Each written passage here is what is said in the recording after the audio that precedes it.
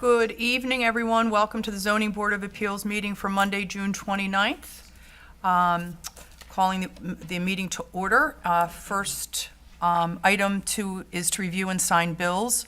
There's a bill for $1,105.50 to the Community Advocate for the June 29th, 2026 legal notices.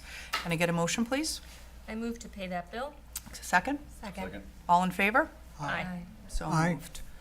Next order of business, this is to convene into an executive session to consider entering executive session pursuant to Mass General Law, Chapter 30A, Section 21A1, Purpose 3, to discuss strategy with respect to litigation if an open meeting may have a detrimental effect on the litigation position of a public body and their chair so declares. Town of Shrewsbury, through its Building Commissioner Patricia Sheehan versus Carlin Grenier and Erin Grenier, Worcester Housing Court, docket number 26H85CV00212. We will adjourn into executive session this moment.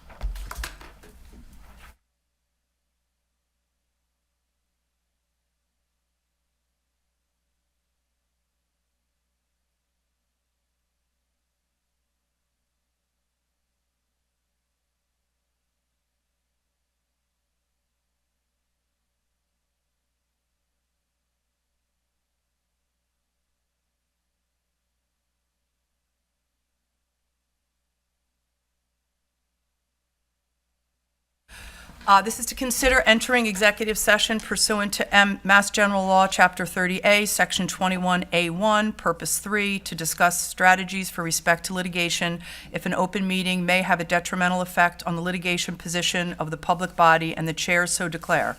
Town of Shrewsbury, through its Building Commissioner Patricia Sheehan versus Carlin Grenier and Erin Grenier, Worcester Housing Court docket number 26H85CV00212. Can I get a motion, please? I move to enter executive session for that reason. Can I get a second? I second. All in favor, Dave?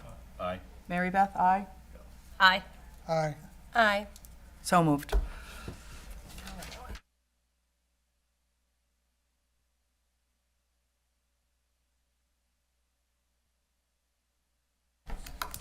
Okay, moving into the public hearing. First hearing is 45 Roman Drive, Residence B1, Carlin Grenier, for the appeal of a building inspector, Section 7A5.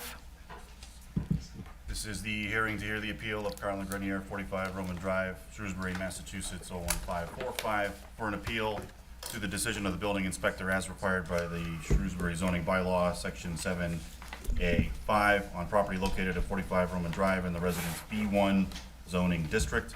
The subject premise is described on the Shrewsbury Assessor's Tax Plate 40, Plot 220000. The applicant step forward. Can I ask for a continuance?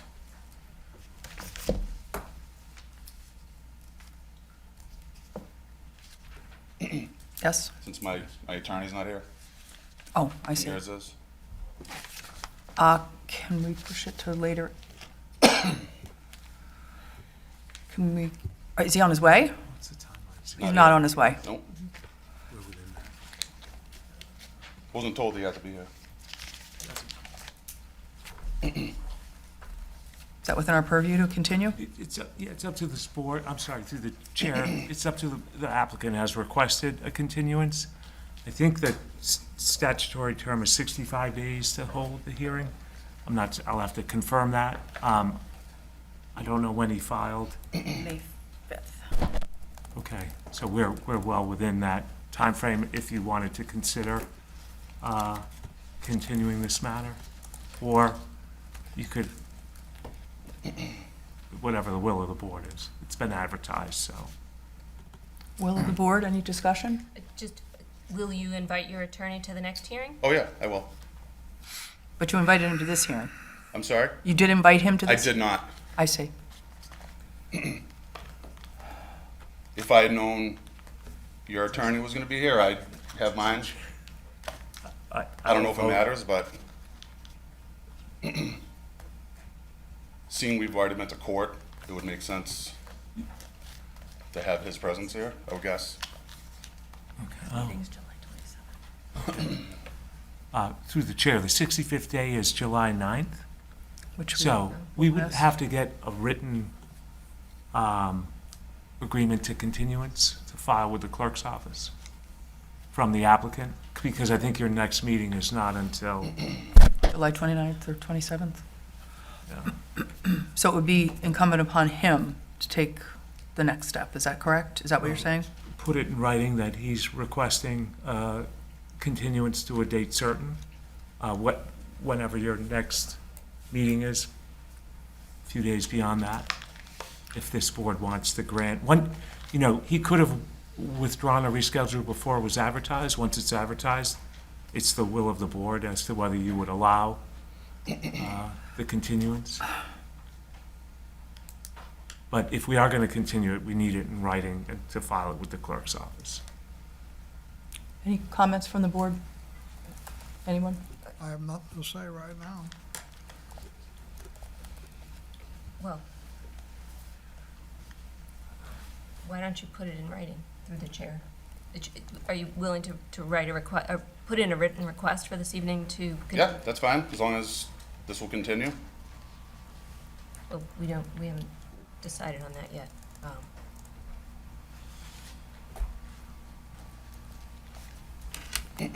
I'm hesitant to continue myself. Okay. My particular thoughts on the matter are, I mean, we can do it. We can go through with it now. It's fine. well, I don't want you to feel coerced. No, no, we Okay. can go. All right, so we're going to proceed forward. So if you could state your name for the record, Yep, please. Harlan Grenier. Okay, and can you fill us in? We've got, this is an appeal of the building inspector's decision, so could you, Yep, so the appeal for the building inspections appeal is that the pool equipment does not fall within the town setbacks. So, this is table,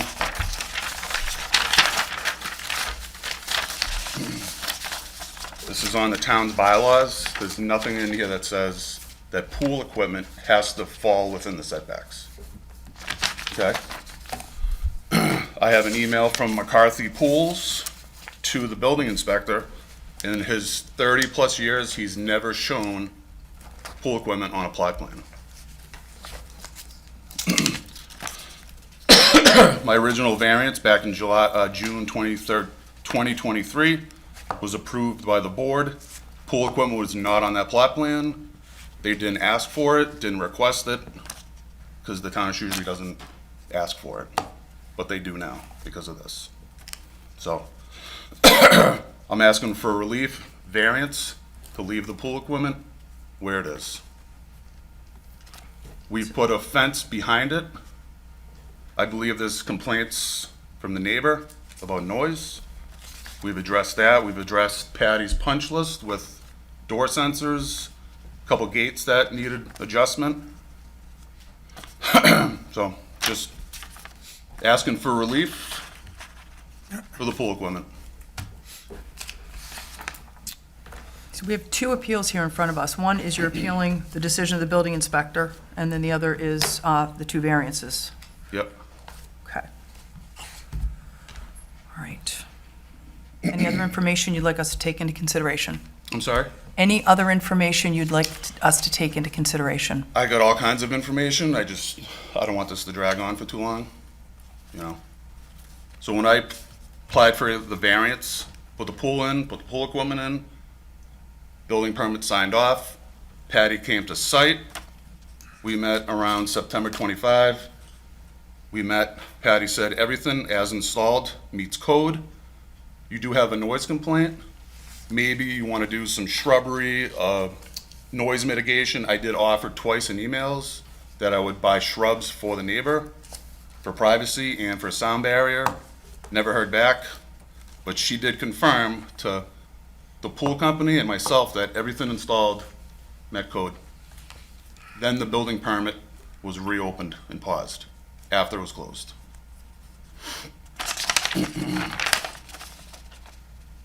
Mary Beth. Yes, Griffin? These just have to be heard separately. They can't Yes. be. Understood. heard together. Okay. Yep, understood.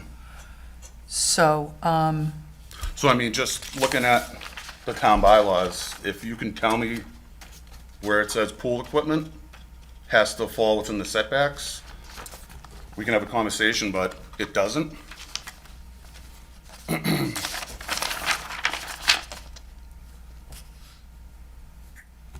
So I think what Griffin was getting at towards the chair was that you're presenting a lot of information and argument towards the board Yep. for the variances that you are seeking. Yep. And that is the second item on our agenda. The first item is to discuss and decide on the enforcement action letters or the violation letters, whatever they're called. Yep, which is tied to the pool equipment and the fence. but Correct, they're correct. two separate issues. Okay, So I'm just outlining that we have to make a determination and a decision as a board Okay. on the first one before. we yep.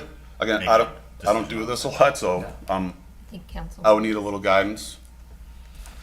Through the chair, could I just ask, I don't know if the petitioner knows, the date of the enforcement letters that you're appealing? Yes, so, Sometime in December. November 16th, 2025 was the final violation letter was mailed. And then the application to appeal the violation was filed on April 30th, 2026. Okay, so the, under 4815,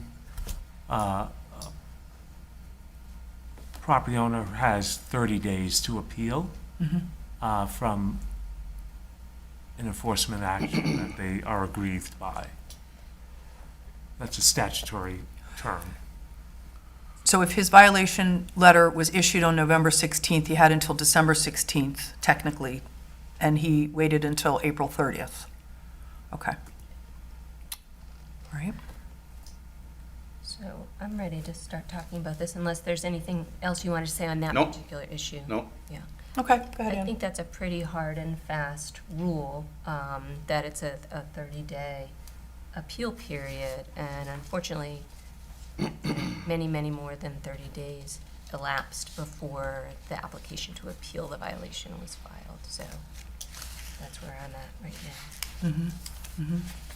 I'd just like to remind that this is a public hearing, so if we want to do public. We can do public if nobody else wants to talk about this and we want to open it to the public. It's up to you. Sometimes we chat ahead. Yeah. I share this similar sentiment with Ann. I'm the same. Fran? What's the We're going to question? open this to the public, but we don't get any comments before we do that. Do I have any public comments? Anything that we should, Well, so what's before us right now is the first issue. the Correct. Timeliness of the appeal. correct. That's it. I don't need any more information on that. I know what that is about. Okay. All right. So this is a public hearing. Is there anyone that wishes to be heard on this first matter? Is the rear abutter here? Nobody wishes to be heard? It's a public hearing. No one wishes to be heard. Can I get a motion to adjourn the public hearing, please? I move to close the public hearing. Can I get a second? Second? All in favor? Aye. All, okay, so moved.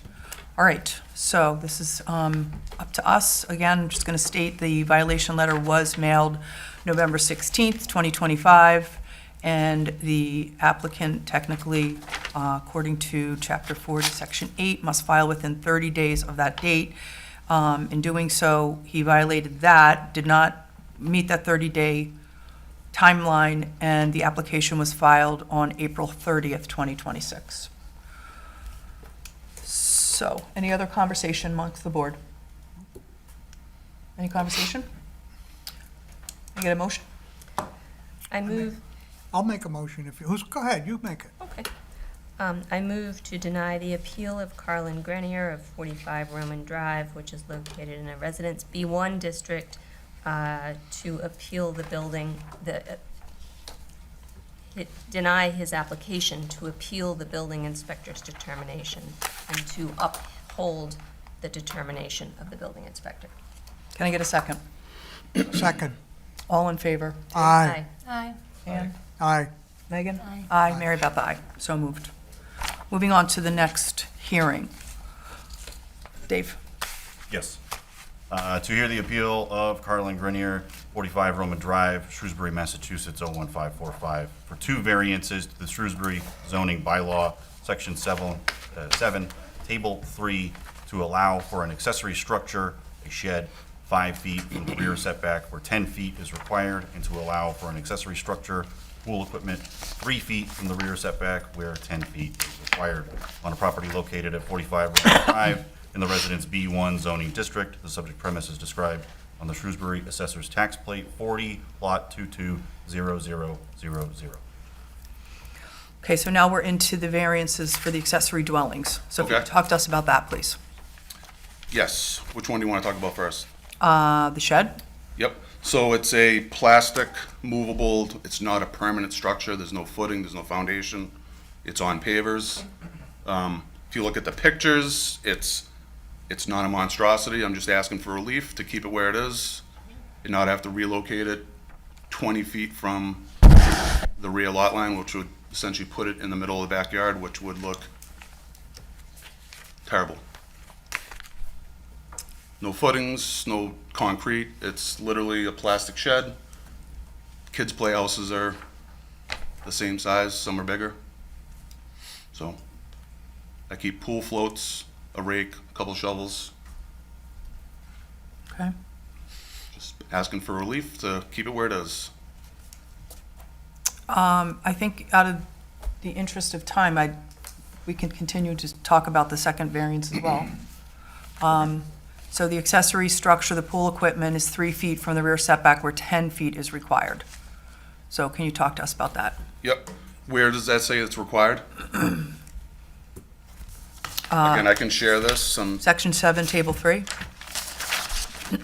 yep, it says of in-ground swimming pools.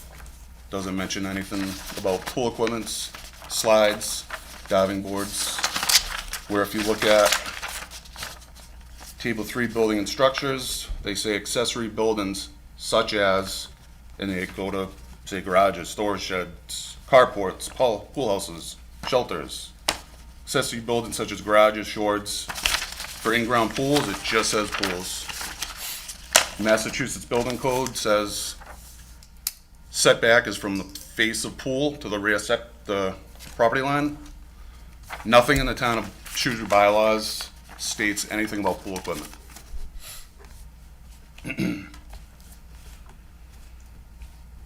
Okay. From what I can tell, unless I'm missing something, but I'm looking at the bylaws right here. Okay. Anything from town council or planning that we need to take into consideration? Not from me. No, usual deliberations. Yep, okay. All right. Anything from the board before we open it to public comments? Fran? I'd like to ask a couple questions Okay. of the applicant. Did you explore, when you built this pool, Mhm. you maintained that you couldn't build it to the left because of the grade? Mhm. But it doesn't appear that grade was too dramatic for you to put a shed and pool equipment over there, but you chose to put it in the tiniest space behind there. I did. Yes, you did. Now, did you explore the costs of removing that and replacing it somewhere else? With the pool equipment? Yeah. I did. How much? It's 40 to 50 grand. 50 grand just to move some pumps and pipes? I'll do it for 30. How's that? 25. You got a deal. Come on. All right, I did look at it. It's very expensive. I don't have that kind of money. you gotta tear up your apron, you gotta do all kind of work. Patty and I talked. She did ask. But that You know, it doesn't would be- affect this decision. Financial hardship is not really my criteria. My criteria for you is use of the land. Yep. Does the land prevent you from complying? Fran, I through the don't chair. believe that it did. My opinion. That's all, ma'am. Thank you. Anyone else before we open it to public hearing? Fran touched on it a little bit. What we're looking at for the issuance of a variance is a hardship. Like Fran alluded to, financial is not really one of the things that we're to consider. We're looking for things like lot shape, lot size, soil conditions, topography, geology, et cetera, that are. Is appearance one of those? where if I was to put that in the middle, could a neighbor next door complain that, So appearance is a consideration in the context of the general neighborhood, right? Keeping in In keeping- harmony with the keeping in neighborhood. harmony with the. so it's not a nuisance, right? Yes, I see where I think you're trying to go with that, and the placing of a structure by right in your zone is, I would say categorically, not a nuisance. But, getting off topic here, I was really just trying to outline the parameters by which this board is evaluating your appeal. Does the town ask pool permit applicants to show where they put the pool equipment on their plot plans, on their drawings? I don't work for the town. They don't. Can't tell you. I can say it, they definitely do not. They do now. They never have in 30-plus years. Mr. Grenier, Yep. you've come before this board asking for some relief, and it would probably be helpful if you would explain to us why we should give you that relief other than telling us that the town is wrong. I would like to hear a little bit about how you might have worked things out with your neighbor. Could you tell us a little bit about that? Well, I did offer to Patty, I said I'd be more than happy to do some type of sound mitigation with shrubs. Did you do that? I never heard back from Patty. So you just, I didn't. I did put a 6-foot fence. Just hold on one second, sorry. okay. We have an audiology problem. Yeah, he Yeah. can't hear, so he's going to fix So I did that. put a 6-foot fence behind it to enclose it, and that certainly helps with the noise, the visual. Where before, the fence was in the front, and I think that was part of the initial complaints. So the So- fence was installed so that your neighbor could see your pool equipment, and the fence was preventing you from seeing the pool equipment. So your Correct. view was nice, his view was not so nice. So Yep. as a result, you changed that and put a I- fence behind it. Yep, so now it's a rectangular 6-foot fence structure, so they can't see it, and it helps with the noise. I have a question for staff, quickly.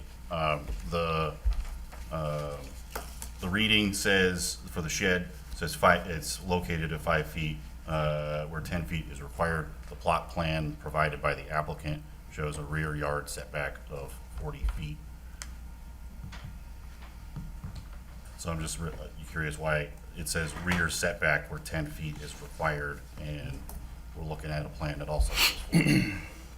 Yeah, I believe the structure is less than 200 square feet, correct? And It that's is. what allows it to be the 10 foot 10 foot and is. not the yes. 40 feet. Correct. Okay. Yep. So a question I have is if it's so movable, you wouldn't consider moving it just to appease your neighbors? I mean, can I ask the question to the neighbor? We're going to open up for a public Okay. hearing, so I mean, I would love to know, I mean, I can show you pictures of what it looks like. From his house, he can see maybe this much of it above the fence. We're at a higher elevation, he can't see it. He sees a little bit of the roof. It's, like I said, it's not a monstrosity. If I have to move it, I would. He's still gonna see it. If I move it 5 feet, he's still gonna see the tip of it. But if I have to move it to appease folks in this room, I will certainly move it. all right, so I'm going to open this up to public hearing. Okay. Okay, this is a public hearing. Is there anyone that wishes to be heard on this matter? Okay. Can I get a motion to close the public hearing, please? I move to close the public hearing. Second? Second? All in favor? Aye. Aye. So moved. All right, do we have any more discussions? Ann? So, it's really unfortunate that the case is being presented to us in this manner, but at the same time, knowing that the litigation is out there, and desiring a resolution to this problem, I might be amenable to approving with the requirement that the shed be moved away from the lot line.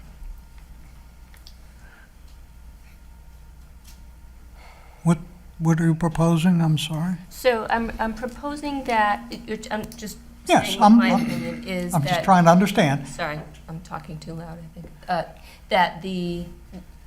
I would be in favor of approving the application with the condition that the shed be moved away from the lot line. But just curiously, how does that happen? Do you mean move it to the left side or pull it out in front? I wasn't getting into Doesn't matter to specifics us, of just it. move Yeah, it? Doesn't matter to us. Yeah, Okay, I understand. Dave, do you have any thoughts? On the subject of the shed, I have not heard and cannot readily see the hardship by way of topography or soil conditions or any of those other criteria. So I'm struggling to get to a point where I can say approve because we haven't met the criteria for the. Can I show you a picture of it, so it makes sense with the fence If and you where show, it is? if you have a picture, you can bring it forward, but we have to keep it. It's gonna be part of the public record. I mean, if I move it out, my pool steps are right here, so if I move it out the 6.5, 7 feet, now Because it's it- gonna be tight so and access around. Because it's a public hearing, we have to be careful about the public not being able to see that. Yep. So we can pass it through, everyone can take a look at that. It's a little plastic shed. Okay. But if it's a little plastic shed on, it looks like pavers, wouldn't Yep. it be easy to just pull the little plastic shed a little bit forward? It is, but now where the pool stairs are, now that 4 foot becomes 3 feet. So one thing I will note is that the picture you have provided to us and the plot plan, which I think is probably, realizing this now, is more schematic in nature. It shows the shed a greater distance away from the edge of the pool than that picture Yep. shows. And so I have to say, it looks like that shed is less than 10 feet from the pool, which is probably going to become another issue. But this is not the shed in question. The shed in question is the one in the far right-hand corner, right? There's no shed in the far right-hand corner. It's Well, there's just full equipment in there, right? Is it, It's the shed and the equipment. We're talking about both. shed is over here, equipment's over there. Right, Equipment is behind a fence. correct, that he changed the fence to orient more towards the back to give some relief to the neighbor who didn't like looking at the pool equipment. Okay. Mr. Grenier, I don't I have care a question. I'm Sure. looking at the This Google is- Earth schematic of your property, and it shows the pool. It shows the shed way off the pool pavers on the grass. Was it over there at one point? It was. Can you move it back there? Can I? Yeah, Yeah, On the grass? yeah. sure. I mean, it's the same distance from the property Can you line. bring it forward a little? On the grass? Well, Wherever you want. you can put pavers down. You can put cinder blocks down. Yeah, I mean, I can do anything. I mean, if it's, you stated yourself that it's a movable fence, it seems like an easy thing Shed. for us to ask. Shed. Storage container. It's not really a shed. It's not a permanent structure. Since we've used the word permanent structure, I'm reminded that in the town definition is not like the quality of the structure, but whether or not it is in a location I for got you. 6 months Yep. out of the year, is it 180 days? Yep, I can move the shed. Um, If it's that big of a deal, I can move the shed. Well, that, it is a big deal because we have a variance in front of us. Yep. that It's in violation, so. Yep.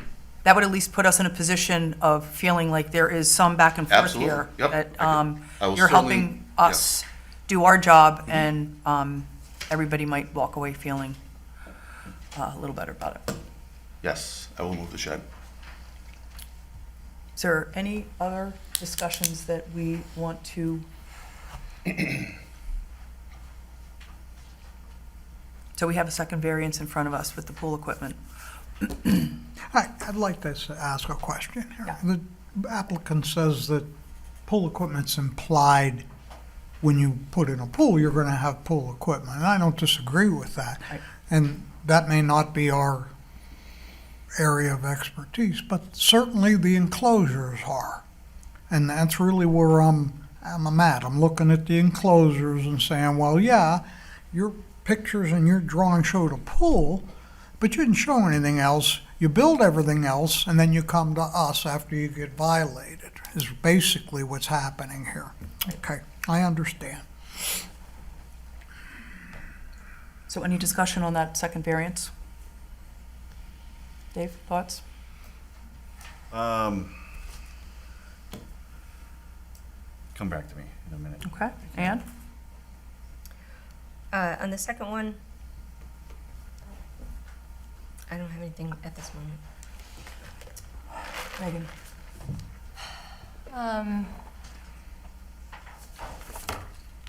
I'm looking at, I guess, section 7, I guess, section B3, under area frontages, yard and lot coverage requirements. It states, "No yard, lot area, or other open space required for a building by this bylaw shall, during the existence of such building, be occupied by or counted as open space for another such building. No lot area shall be so reduced or diminished so that the yards or other open space shall be smaller than prescribed by this bylaw." I know we granted the 10-foot variance for the pool, but that, I would think that that would apply to the equipment as well, and the shed. I think that's the implied inference. Yep, so that seems very clear to me, the argument that equipment doesn't apply because it's not explicitly stated. I feel like this negates that. I'm just a little hesitant to grant the variance for that. But I guess that's just a comment. Fran, anything from you down there? Can't hear. I'm okay. Okay. I just can't hear. Okay. Can't help you with that. So let's just talk about the movement of some of the pool equipment. Talk to us about what that would entail. So there's a heater, there's the electrical panel, pool pump, filter. So there's 2 conduits, the water line, the entire fence would have to come up, all of the pavers, excavation, permit costs.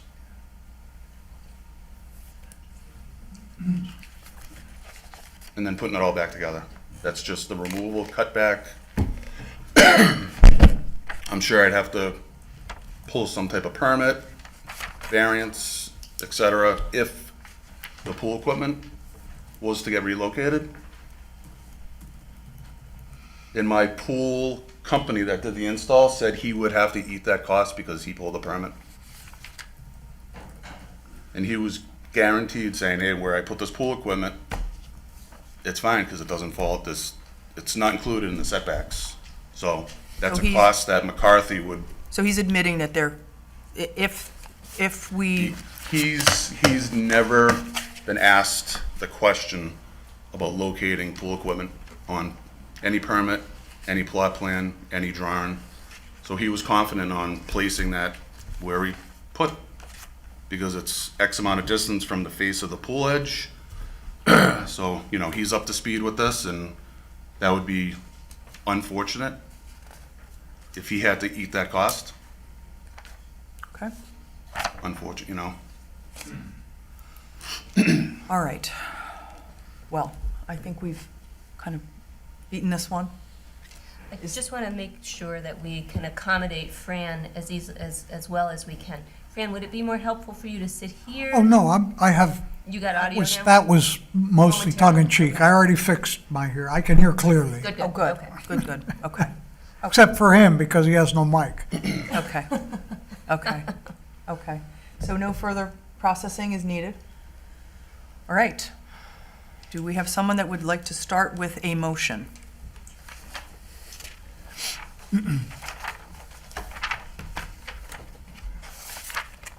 I defer. Anybody? Oh, I can make one, and I Okay. thought that Ann was gonna make one.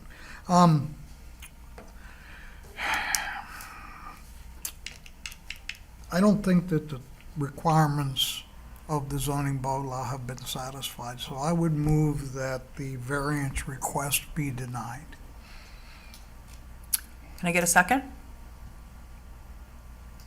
Second. All in favor? Dave? Aye. Ann? Aye. Megan? Aye. Fran? Aye. Mary Beth, aye. Okay, motion is denied. Can I get a second? And a second variance? I Do we think do them did both together? Okay, Yeah. all right, all right, That was for the whole appeal. all right, No, I understood it. all right. They're settled, right? Well, if we deny We have to the- do the waivers, right? Right. Okay. Did we do it right? There are waivers there, so do we have to vote separately on the waivers if we're denying the request for variance? No, I don't know what waivers are, but the findings of the board was, I think it didn't meet the statutory standard for variance as articulated by Mr. Moore. Yes. That's correct. From your deliberations. All right, all right. We need to move on to the next. So now what? File your decision, and there's an appeal period, 30 days. All right. it's 20 days. Oh, 20 days, 20 excuse me. 20 I'm getting days. my 30s and my 20s. So you have 20 days to Go through this again? No, appeal it. appeal our Okay. decision. Thank you. Thank you. All right, moving right along. This is to hear the appeal of Christopher Zerwas, 39 Francis Avenue, Shrewsbury, Massachusetts, 01545, for a variance and a special permit to the Shrewsbury zoning bylaw, Section 7, Table 2, and Section 4C, to allow for an addition porch, 22 feet and 9/10 from the front yard setback where 30 feet is required, and to allow for an addition on a pre-existing non-conforming dwelling, 9 1/10 feet from the side setback where 10 feet is required on property located at 39 Francis Avenue in the Residence B1 zoning district. The subject premise is described on the Shrewsbury Assessor's Tax Plate 22, Plot 370000. Good evening. If you could please state your name for the record. Chris Zerwas. Good evening. And I'm Jerry Sullivan. Okay. Could you talk us through your appeal, please? The need is for a front porch, or I shouldn't say a front porch, it's a ramp to get in. My daughter was in an accident in January, has a amputated leg and will be in a wheelchair. We do not have wheelchair access to the house, 39 Francis. And the front, the back, there's only one side entrance, which is at the end of the driveway, and that has multiple stairs going down and going up, as it's a office, and then which is a four-season porch, so there's no way anything can be done on the back end.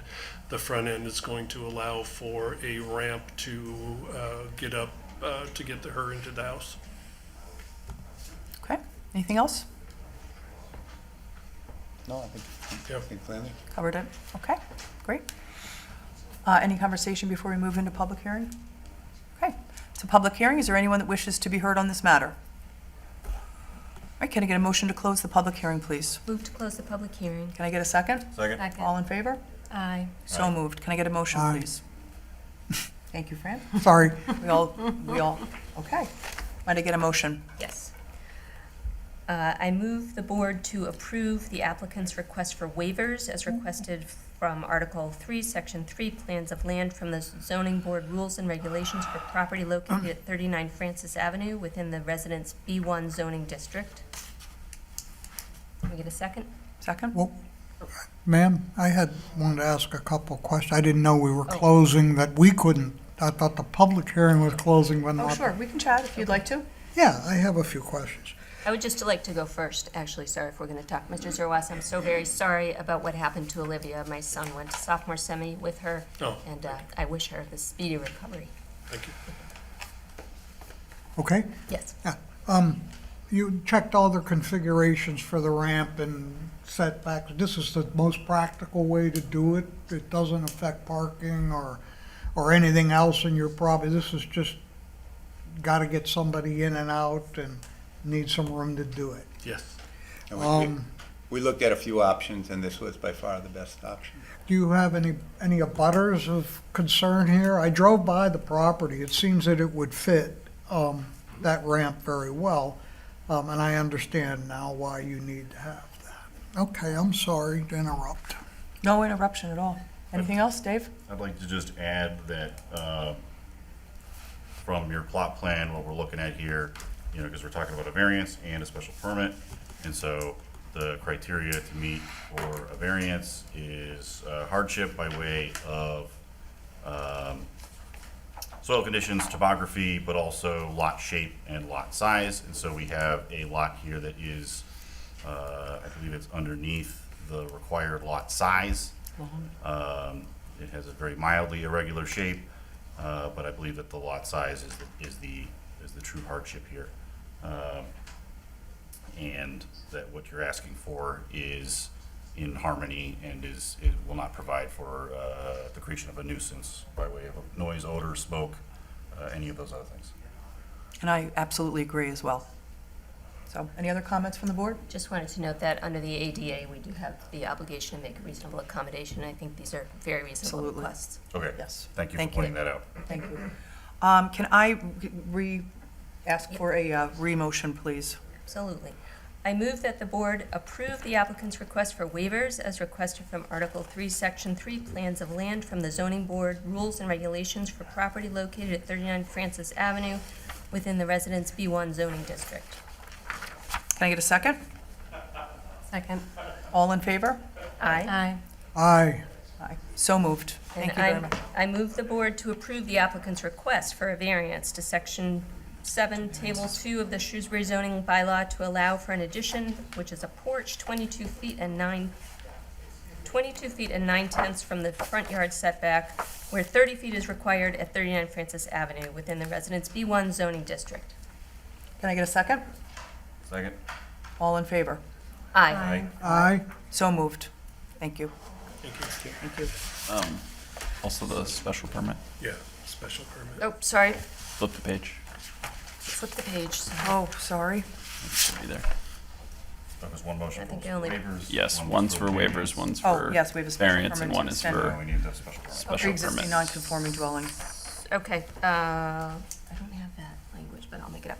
I move that the board approve the applicant's request for approve the applicant's request for a special permit to Section 6C to the Shrewsbury zoning bylaw to allow for an addition on a pre-existing non-conforming dwelling 9 feet and 1/10 from the side setback where 10 feet is required at 39 Francis Avenue within the Residence B1 zoning district. Can I get a second? Second. All in favor? Aye. Aye. So moved. Thank you. Great. Thank you. All right, moving into our next hearing. This is to hear the appeal of 27 Topsfield Circle Residence A, David Carney. Right, to hear the appeal of, you said David Kearney? You said 27 Topsfield? Yeah, Phil applicant's name is Entwistle. Phil Entwistle. Yep, 27 Topsfield Circle, Shrewsbury, Massachusetts, 01545, for a special permit to the Shrewsbury zoning bylaw, Section 4B, to allow for an addition on a pre-existing non-conforming dwelling 28 3/10 feet from the front yard setback, where 30 feet is required on a property located at 27 Topsfield Circle in the Residence A zoning district. The subject premise is described on the Shrewsbury Assessor's Tax Plate 40, Plot 107000. Good evening. If you could state your name for the record, please. Bill Entwistle? Ed Newell, the contractor. Okay. Who's David Carney? I don't know. Okay, there we go. Sorry about that. All right. If you could proceed forward and just give us an idea of what you're looking to do. The foundation was already poured for the house, and it was just kind of overlooked that it was supposed to be set back 4 feet. So it is only stepped back 2 feet, so we're 2 feet too close to the road. I would like to just kind of, It's already inspected, sealed, I just kinda wanna leave it there. The kid's been playing in the dirt for a month and a half.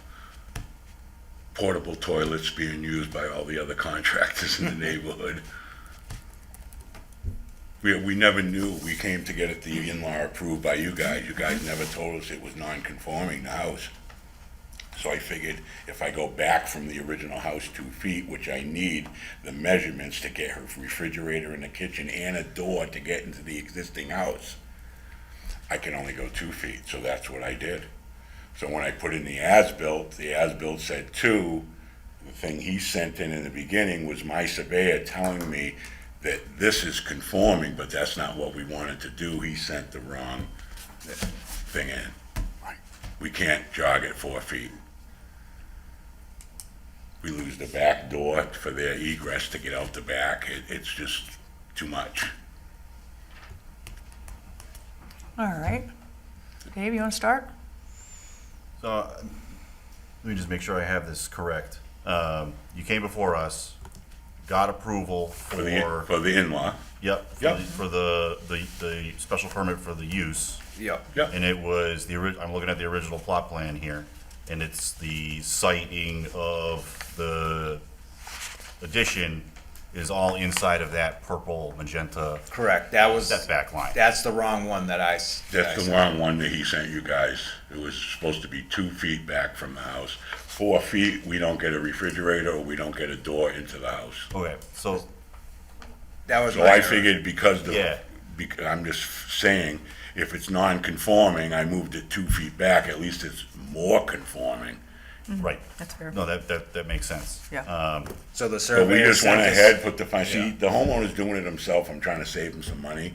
He dug the hole himself, he rented a machine. I gave him a price, they got financing, to do it, but then they had to pay off both their vehicles, so it brought them below what I needed to do the whole job, totally. So you came before the board, and at that time, for the initial approval, the plot plan that you had submitted was incorrect? It was one of the ones the surveyor emailed me and I emailed them to them, and then they Okay. probably sent them for a PDF to you guys or whatever. Yeah, so the one I was supposed to send was gonna be The- jogged back. The 2 as-built feet. I turned in is exactly where it is now, Yeah, 2 feet okay. back.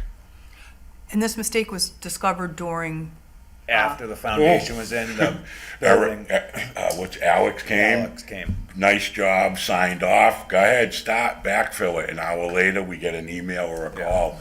He Saying says, that wasn't- because I called my surveyor, I said, you gotta get here. No, it was a day later, wasn't it?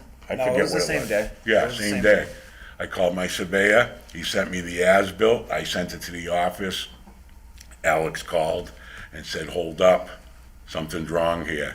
Your first application isn't matching the one that you did now. And why, we never knew about the 4-foot setback. Because in our mind, we took all the measurements. We had to rip a garage off the house too, so it was hard really to see what was going on. Right. But their living room is 15 feet. That's more than half the addition. And then they have a stairway that goes downstairs with a big wind. 10 feet one way and 8 feet the other. So I just barely got enough room to put a fridge at the end of the kitchen and then a 3-foot door to get in. But like I said, it's all sitting there. And like I said, I called my engineer. He was, like I said, money isn't a hardship, but it's about 10, 12 grand to cut the foundation, but 22 feet doesn't work for us. Nothing fits. One of the issues at hand here is that, and I don't think there was any malice involved. You guys obviously weren't trying to pull a fast one Yep. on No. us. I mean, I could see if I went honest towards the mistake. road, you know what I mean? Yeah, You know. so, it appears that there was this honest mistake the first time that you came for application, and it was, nobody knew. My right? surveyor was just showing us he thought he was doing us a favor, showing us what was conforming. Yes, Well, that measurement diagonally in the back that says 20.1, yeah, the 21.8. it's 18 Yeah, something to if the wall, I- so if I don't I- know if he owns the wall or not. Yeah, so But there's the like a guy's rock fence wall is there. right there too, his neighbor. So, But like I said, right from the beginning, it was a 2-foot jog. If I went flush with the house, it would look like a trailer, a 64-foot trailer. So I wanted to jog it back 2 feet, plus the new codes on the trusses for the insulation. You need an 8-inch heel of insulation. So now I can't even match the wall height unless I step it in the 2 feet. Yep. But all that's figured out once the garage was done. Right. Yeah, you've done an excellent job explaining the construction I know. ramifications Yep. that we have before here. I'm just working to really lay the foundation for the content for the board to discuss here. So that first one, honest mistake, it got approved, you built it the way that you intended to build it for the initial approval. Because when I called my surveyor, he. I'm sorry, sir. Okay, go ahead. I just want to finish my thought. Yeah. So my impression is that if you had known that there was a mistake with the plan and it was the wrong plan, if you gave us the right plan, I think the board would have been able to make an appropriate decision on that. So I would influence the board to almost look at this like it's a bit of almost a do-over. I don't love that though, because we have had other applicants in here who need relief because they got approval to build something and then they built it and then it was inside the setback when they said it wasn't going to be. I think the extra circumstance for you here is that you have a pre-existing non-conforming structure, right? Which most likely works to your benefit. So at the risk of running out of wind, I'll open up the room to the rest Thank of the you, board. Dave. Ann? So we can't have this. We cannot have buildings being built in the wrong place, where you come and you get permission and then you build it in the wrong place. Maybe this is not the most egregious example, but we have other projects in Shrewsbury. We have 300-unit apartment buildings. What if they built that in the wrong place? Yeah, that's, If you have a construction supervisor's license, you need to know all the laws, not just some of the laws. You Right. have to build the house where it's supposed to be I built. didn't know the house was You can't say it's somebody non-conforming. else's fault. You can't say it's Alex's fault. You can't, the buck stops with the license. So I just ask you to be mindful of that. I've given you a piece of my mind. I'm not necessarily saying that we're going to make you rip the house out or whatever. I think, right, it's less of a problem perhaps with the 2 feet back than it might have been, but we cannot have this. No, I understand that. But I never knew it was non-conforming. All the houses But on you that have the street, ability we to found find out are You have the ability to non-conforming. find out. They That's what I'm widened the asking you road. to do. Okay, I'm done. Megan? Nothing to add, other than what's been said. Okay. Fran? Yeah, can you explain to me again, like I'm 5, how this got missed? I sent the wrong plan. You're the He's applicant. the homeowner. Yes. He's the homeowner. I'm a homeowner, You so- sent the wrong plans to who? to the town. You mean the plans you intended to build to, you Correct. didn't send us, you sent us something else. The plot plan, not the plans. Yeah, so I sent that plot plan, what you're looking at, where it would be conforming. Right. Right. So the addition should have been set back 4 feet. I It's only get 2. that, but like Ann said, you can't be doing this stuff because, We didn't let's be mean clear to. about one thing for the record. The addition is not constructed. The foundation walls are, and there's a cellar hole, it looks like, but no addition has been Correct. constructed, Right. just concrete. Correct. So it could be moved. It can't be moved. Well, The whole thing would have to be torn out. you just move that wall back, wouldn't you? Then it's only 22 feet and it doesn't work. The existing nonconformance with the special permit has for the house itself, I understand this is better. It's trying to get back to the setback. But we weren't trying, that's what we wanted to do. Why from the wouldn't you beginning. continue with the existing nonconformance front setback? Why do you want to put it back? I emailed it to them, I never seen it until there was a problem. What's that? I never saw this. My surveyor emailed it to me, I emailed it to them because they pulled the permit. They sent that, he was just showing us that there is a way to do it conforming, but it didn't work with the inside of the existing house. Went through a lot of effort to try and conform when really you probably didn't have to if you came to us for just the extension of the special permit. Correct. and saved a lot of aggravation. That's all I have, ma'am. Anything else? Anybody? Okay.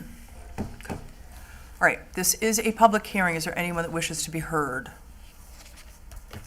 Okay, can I get a motion to close the public hearing, please? I move to close the public hearing. Can I get a second?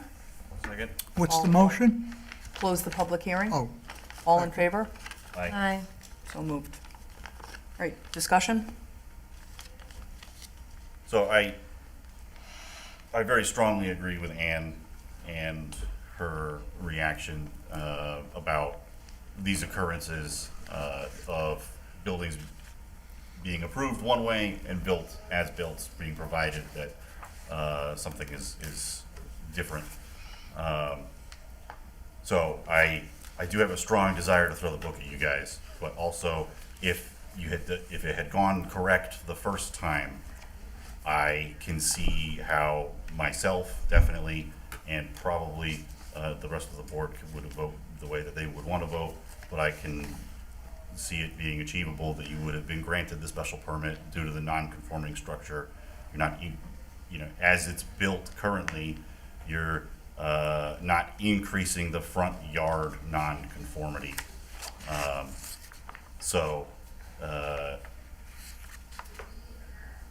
It is a big deal because we're provided with as-bills that aren't representative of what was provided to the board as the intent, and that is truly concerning, and has good points about the process to get a construction supervisor's license and all of that. That entails a certain amount of responsibility about knowledge of everything there is to know about a job that you set foot on. You can't buy the part that you want, you have to buy the whole project, right?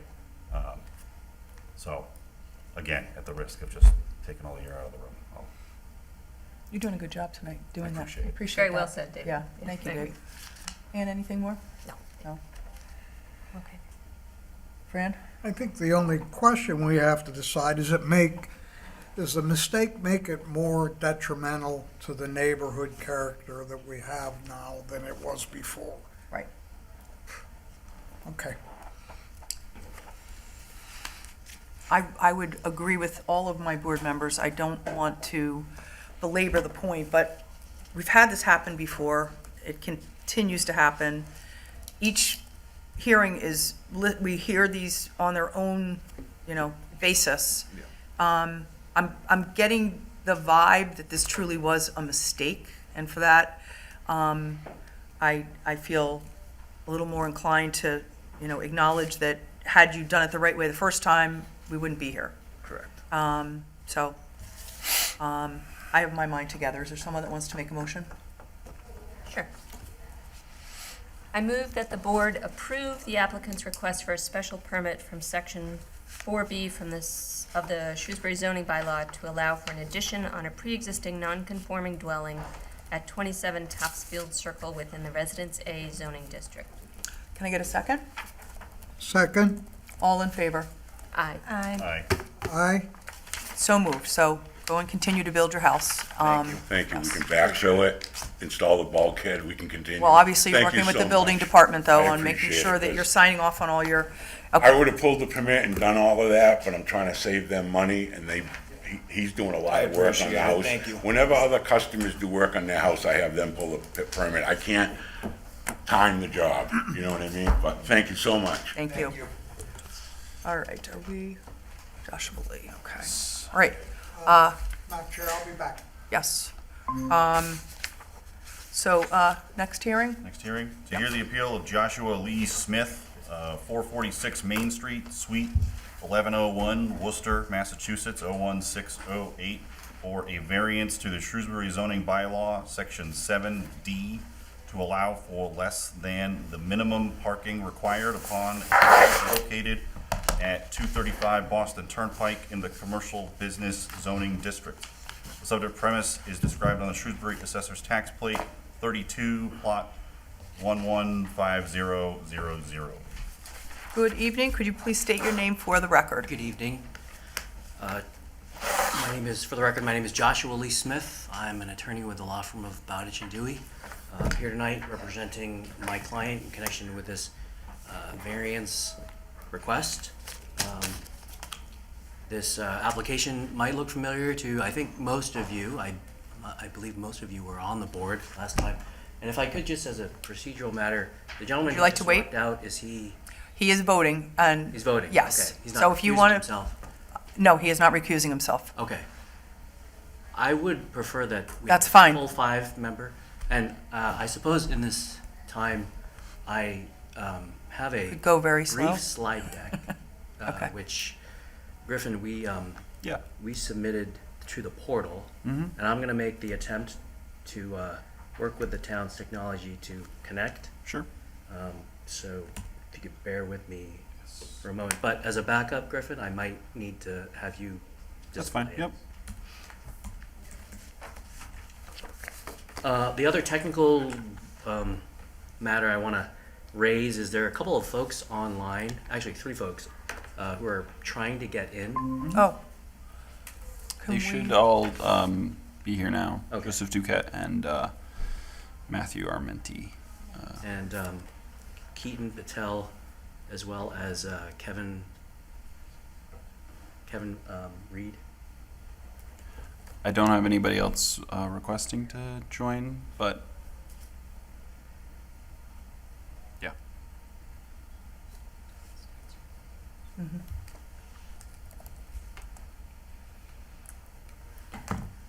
Everybody that's in the room is in. Is that Okay. correct? Yes, correct. There's no nobody in the waiting room. Just starting. Okay. 235, 237.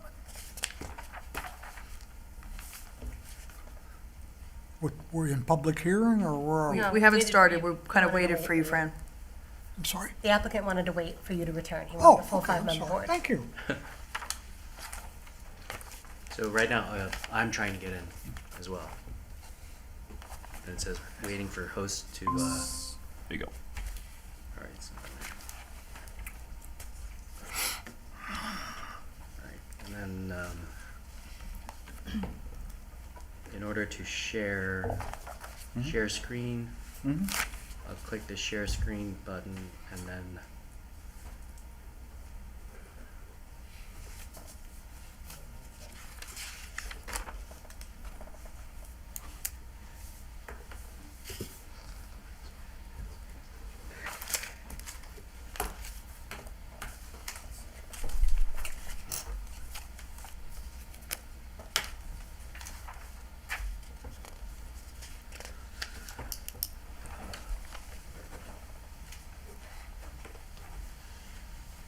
so I made it that far. Yeah. Which tab would you like to? This is the PDF here, Oh, so I just don't see it listed there. another window.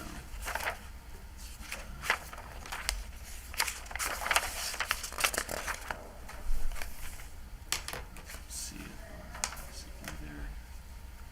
What's the question? That's the vote sheet for the first, You can do Oh. entire screen, for the first, and then second. Here. click over Yep. to I'm with you. this. Is this what you were trying to present? Yeah, exactly. And then present. Oh, Thank you, Megan. view, and then full screen, right there. Sorry. Yes, Yeah. just loading. Okay. Okay, all right. Thank you so much.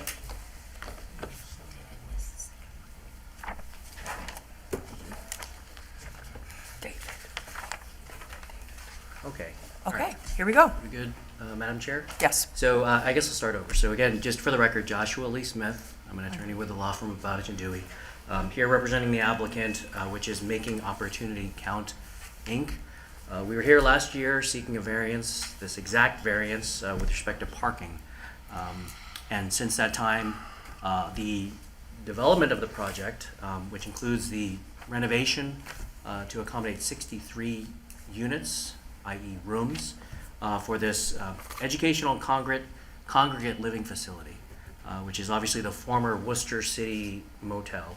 That work has since been completed, to the point where actually Patty Sheehan and her office has issued a permanent CO.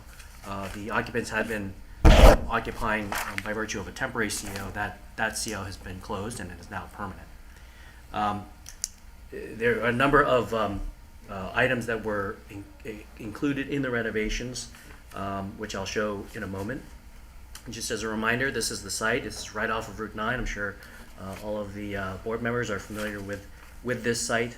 It's in a commercial business zone as well as the town's Lakeway Overlay District. As I had mentioned, it's a former Worcester City motel property, and there were a number of different varying improvements with respect to the electrical systems, plumbing, HVAC. There were a number of aesthetic improvements with respect to the facade, and I'll show you just some updates with respect to the interior. So this is the previous motel facade, as you can see, from the viewpoint of Route 9. Previous. This was during construction with that old sign still. And so now this is the new refaced, renovated building. Obviously much nicer and very cleaned up. And these are just some other depictions. The interior, we didn't share interior photos at the last meeting because it was still in the process of construction, some of the units. But just to give you a sense of what some of these units look like on the inside. Very nice and good for families. So again, just going back to the variance itself that we are seeking, and I'll remind the board that this is an over-amendment protected use. This is educational, protected under Chapter 48, Section 3. However, Patty determined that the parking, she advised that we should seek the variance. So we sought that last year. It was granted unanimously by the board. There was one condition, however, that basically said that you wanted the applicant to come back in a year to sort of do a check-in with respect to the parking. Because we had made the argument that the parking utilization here was more than enough parking. There's a total of 48 parking spaces at the site, and the variance that we had sought was with respect to a portion of that. So since then, I can report a couple of things. Number one, the parking utilization is definitely proven to be more than adequate in terms of the number of parking spaces in order to accommodate the very few vehicles. Most of these people, for obvious reasons, not all of them have vehicles. A lot of them use public transportation, van,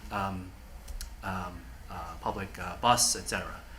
And the other item that I do want to report as well is that there have been no reported incidents that we are aware of with respect to the occupants themselves, which is sort of outside of the purview of parking necessity, but I did want to just add that for a little bit more context for the board. So with that, again, we're here for, again, seeking the same, technically it's a new variance, and we are seeking that variance. Again, the conditions have not changed, the site layout is exactly the same, it's just a more advanced, more occupied, more livable community right now as we foresaw a year ago. Thank you. Thank you. Dave? Nothing to start. Ann? Yeah, it doesn't seem that there's ever been very many cars there. Is it at capacity, or are there people in there? It is at capacity, yes. Okay, well, that's great. Nothing else? A lot of the vehicles that you might see are caseworker, as case management is a part of the program that MOC provides to these residents. So there, on the largest shift, there's about 7 employees that come to the site. Otherwise, there are some occupants, obviously, that do own their vehicles. But I drive by there all the time, and some of these photos here, that is indicative of what a typical day might look like there. Go ahead. I was gonna say the same thing. I drive by pretty often, and I've not noticed anything out of the ordinary, so seems like it's all good to me. I live nearby. I don't notice any problems whatsoever. Have there been any complaints that the board administration's aware of? No complaints that we're aware of, no. You know, the only thing I would say is that we continue with the existing conditions, approved plans, so forth, so on, to continue the variance. So if my memory serves me, there was some sort of, you were still building it out when you were here before, and there was an educational component that hadn't been fully developed. And that was our concern, was that not knowing what the educational component would be, we weren't certain how that would impact the additional need for parking. I think to the board's point, I drive past here multiple times a day, and I just, as an ordinary measure, always look in there, and I frankly think you might want to ask Walgreens if they want to borrow some of your parking, because it's never used. So I don't have an issue with this at all, but I appreciate, and I do recall why we asked you to come back after a year. I think it was a smart move on our part, and I appreciate that you've given us all this information, so I don't have any further comments They've been myself. great neighbors from where I live, you know. I can see, like you, I'm looking all the time. Right. Nothing, just very quiet, very good neighbors, no reason to object in my view. Okay. All right, well, this is a public hearing. Is there anyone that wishes to be heard on this matter? All right, can I get a motion to close the public hearing, please? I move to close the public hearing. I'm sorry, I don't mean to disrupt where I otherwise think things are going pretty well. Speak louder, sir. But to the gentleman's point that he raised, I wasn't exactly sure where he was going with respect to continuing something. I wasn't. There is that condition from the last approved variance, which says basically that we have to come back in a year, which we're doing right now. I'm not sure whether through the chair whether you were insinuating that if this gets approved, that condition should also be imposed on this variance. So I think you're referencing the waivers? Are you No, referencing? he wants to know if they have to come back every year. Well, no, I mean, I don't think, so what he's saying is the reason he's back here in front of us is that we approved it, but the condition was that they come back in a year. And Okay. so what we're proposing, or what he's proposing, is that we don't condition it to come back in a year again, that we feel. We make it permanent? I mean, to me, How do we, I guess we grant a permanent variance, that's it. oh, yeah, you just approve the we're done with variance. it, yeah. That's We correct. remove the I restriction. wouldn't object to Right. it. Okay. All right, thank you for that. thank you. Okay, so no public comments. I think we were in the midst of motion to close the public hearing. Can I get a motion? Move to close the public hearing. Can I get a second? Second. All in favor? Aye. All right, can I get a motion, please? I move the board to approve the applicant's request for waivers as requested from Article 3, Section 3, Plans of Land from the Zoning Board Rules and Regulations for property located at 235 Boston Turnpike within the Commercial Business Zoning District. Can I get a second? Second? All in favor? Aye. Aye. Aye? So moved. And I that move is the board to approve, we gotta do that. Yep. okay. Approve the applicant's request for a variance from Section 7D of the Shrewsbury zoning bylaw to allow for an educational congregate living facility at 235 Boston Turnpike within the commercial business zoning district. Second? And I'm sorry, again, this is a point of clarification, and I spoke with Griffin earlier today, just for the record. We want to make sure the plan that was submitted has a typo on the parking table. So it erroneously indicates that there are 34 spaces on the property. In fact, there are 31. Now, the layout, when you count the number of spaces on the property, it's correct in that it's 31.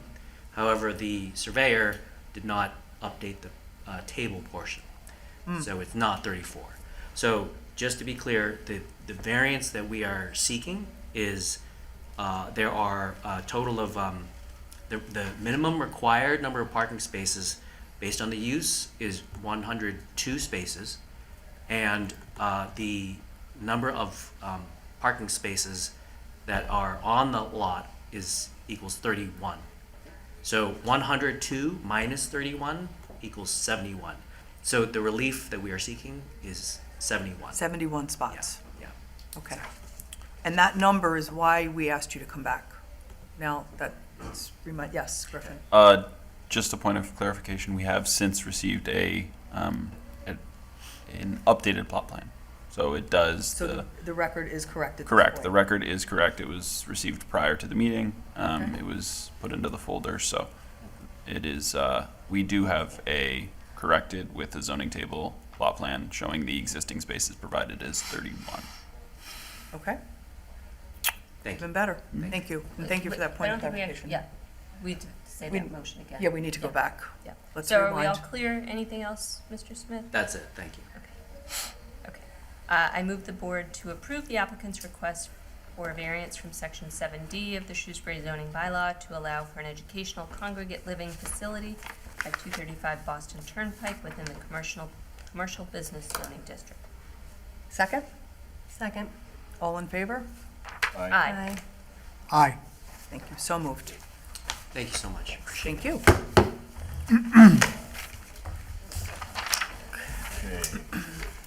All right, next is to hear the appeal of Jeff Matha of 27, nope, nope, sorry, that's out of order. This is to hear the 150. appeal of Douglas Forte, 350 Southwest Main Street, Wait, P.O. where are we now? 701, Douglas, Massachusetts, Oh, Hartford 015. Turnpike, okay. I thought he said something 16 about Angel. for a special permit to the Shrewsbury zoning bylaw, section 4C, to allow for 2 pre-existing non-conforming homes to be removed and replaced on property located at 159 Hartford Turnpike in the commercial business zoning district. The subject premise is described on the Shrewsbury Assessor's Tax Plate 52, lot 088000. Good evening, if you could state your name for the record, please. Good evening, thank you through the chair. My name is Richard Ricker, and I'm an attorney with law offices at 11 Maple Avenue. With me here tonight is Matt Armenti, who's also an attorney with our law office, a new attorney, and also Sam Seraphin, who is here representing the applicant, okay, for Edgemere Mobile Home Community.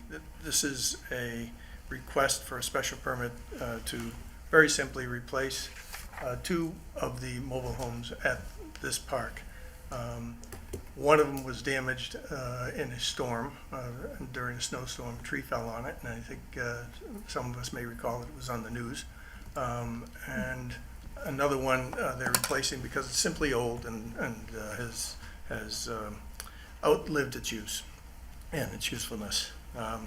I would again suggest to you respectfully that they are going to be put in the same locations as the old ones. This is an alteration of a pre-existing non-conforming park and these structures, so therefore, under 4B, it's a request for the special permit. I would suggest to you respectfully that this is an improvement. It will improve the park. It'll improve, it helps to improve the clientele, so to speak, the people that move into these mobile homes. It's an upgrade to the park, which is something that needs to be done every once in a while with various mobile homes. It will provide good, clean, and affordable housing to someone. It, I would suggest, will not cause any nuisance of any kind, no noise, no smoke, no hazards of that nature, and I would, nor unsightliness. In fact, it's an improvement. And it will certainly not be detrimental to the public good. It's an improvement to the Edgemere mobile home community, and with that, we respectfully request your approval. Thank you. And if you have any questions, we'd be happy to try to answer them. This is an unlimited industrial zone, therefore not conforming. Got it, okay. Dave? So you said this is a remove and replace. They're replacing, they're gonna take the place of the existing ones, right? Yep, number 8 and number 20. Yep, and the, is the size changing? No, they're going on the same. Size? Okay, so it's like just Right. take one out, put one in, it's like. The other thing really changing is the interiors are changing, because Okay. they're modernized, so. Yep. But they're on the same footprints. Yep, and you said one was storm damage and one was just end of life of Yes. the asset. Okay. Yes. Okay, no questions. Ann? Just quickly, it looks like Unit 8 has maybe a deck or something. They were gonna put a deck on there, but they chose not to, is what my understanding, so I don't believe that that's in the cards anymore. Okay, thank you. Megan? I'm also. You're good? Fran? Is setbacks and everything remain compliant with this change? They remain the same as they were. I want to go back. Access and utilities remain unchanged, you're just hooking them up to the new unit? That's correct. Okay. I don't know, I drove through it today. I don't see how anything that they replace can not be an improvement, of the character of the neighborhood that they're in. There are some very, troubled units, I can see it, but there are also very nice units there. So that any replacement I see can't be anything but an upgrade. Is there something else? If I could go back to Ann's question about the deck, there are steps that come out of the unit, of the mobile home. So they do come out and down. So, and that's all that there will be, as I understand it. He's got to speak up. I can't hear him. He's got to speak up, madam. Okay, I'm sorry. I was just saying there's steps that will be coming out of obviously out of the main entrance to the mobile home. Okay. I apologize. I don't have any further comments. So this is a public hearing. Is there anyone that wishes to be heard? All right, can I get a motion to close the public hearing, please? Move to close the public hearing. Can I get a second? Second. All in favor? Aye.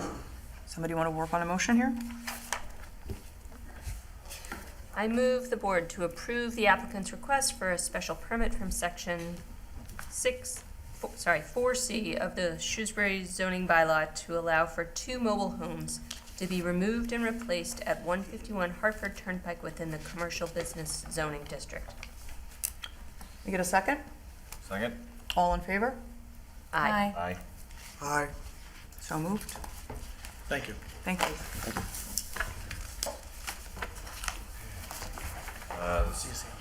So hear the appeal of Jeff Motha, 27 Knight Road, Framingham, Massachusetts, 01701, for a special permit to the Shrewsbury zoning bylaws, Section 6, Table 1, to allow for a contractor's yard and storage yard upon property located at 28 Cherry Street in the commercial business zoning district. Subject premise is described on the Shrewsbury Assessor's Tax Plate 34, Plot 041000. Can you please state your name for the record? Jeff Motha.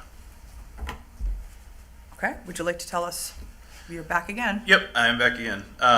So previously, I was going to do 4 of these little buildings and keep the house and turn that into an office. It was actually something you said, Madam Chairperson. That building was a tear down, and I really didn't want to build another house. I hate building houses. Madam Chair, either mic this table up or. I can speak louder. Is that good? I can speak louder. Is that good? Thank you. All right. So in place of the house, I was trying to figure out what else I could do, and it turned into building more of these buildings. Believe it or not, a house is way, way more expensive than putting up metal structures. So I added more in this context, and I'm happy to go through any issues that this new plan might come up with and figure out anything that to appease those issues, as well as answer any questions with this new plan. Also, one more note. Last time we put in that in the spirit of no automotive repair on the lot, but it went in as just no repairs, period. So like I couldn't even change a tire on a dolly or something. So I want to make sure if we do move forward that it's changed to no automotive repair, which I think was the spirit of that whatever you call that concession. Condition. Condition, sorry, Right. before. So happy to answer any questions and work through any issues this new plan would make for you guys in the town. Okay. Dave, would you like to start? Sure. So my first reaction is that this is a lot more buildings. But you are, apparently you are outside of the wetland area, right? And you're outside, so like everything here is, in the place we're supposed to be. The last time we were here, we had a lot of talk about fence. I do see a fence on here. Yep. Does that fully enclose? Yep. Yep. And then I see a gate. Is that like an electronically locked gate? Yep. Okay. So in theory, if you're renting out one of these 40 by 30 buildings to an individual or a company, then they have a passcode to get in and only them, right? Yep. And so each one has a passcode. Yep. Or a key card or whatever mechanism. That's correct. Is there intent to provide for water, sewer? Yes. Yep. So, being now that the house isn't there, it would probably have to be either a bathroom inside the unit or like a separate bathroom somewhere else on the property. Okay. In each individual unit, there will be a bathroom? Yes. Okay. Dave Griffin. Oh, I'm Yes. sorry. I didn't see it. Yeah, I just had an initial note. It is within the wetland Oh. setback. I missed It would need conservation, and yeah, would need a conservation relief. Also, we were not informed of the water and sewer before, so I'll just. And it state needed that. conservation the last time he was in front of us. Mm, Was that- no. No. No, they were outside of the, I believe it's 200-foot buffer. I see. They're not within that, so it would need conservation as well as administrative site plan approval Got it. for the enhancement of the project itself. Okay. Okay. Yeah, I remember the fence being a big deal, and I know for me, the water sewer was very important. I'll let everybody else have a turn. Ann? Yeah, so I don't think I realized that you were going to have water and sewer. Well, the house was there previously. I'm sorry, it was just not on the plan, it just doesn't say anything about that. So I think that's a new concern. I had old concerns from the last time, one of which was, I'm sorry, Ann. yep, sorry. Can you hear me now, Fran? Yes, I can Okay. hear you now. Thank you. Yep. So the last time I was very concerned about the potential for nuisance by traffic, and I think I inquired whether you had had a traffic study done, and I'm just wondering, have you had a traffic study done based on the fact that it's nearly, or it's more than double the number of buildings since the last time?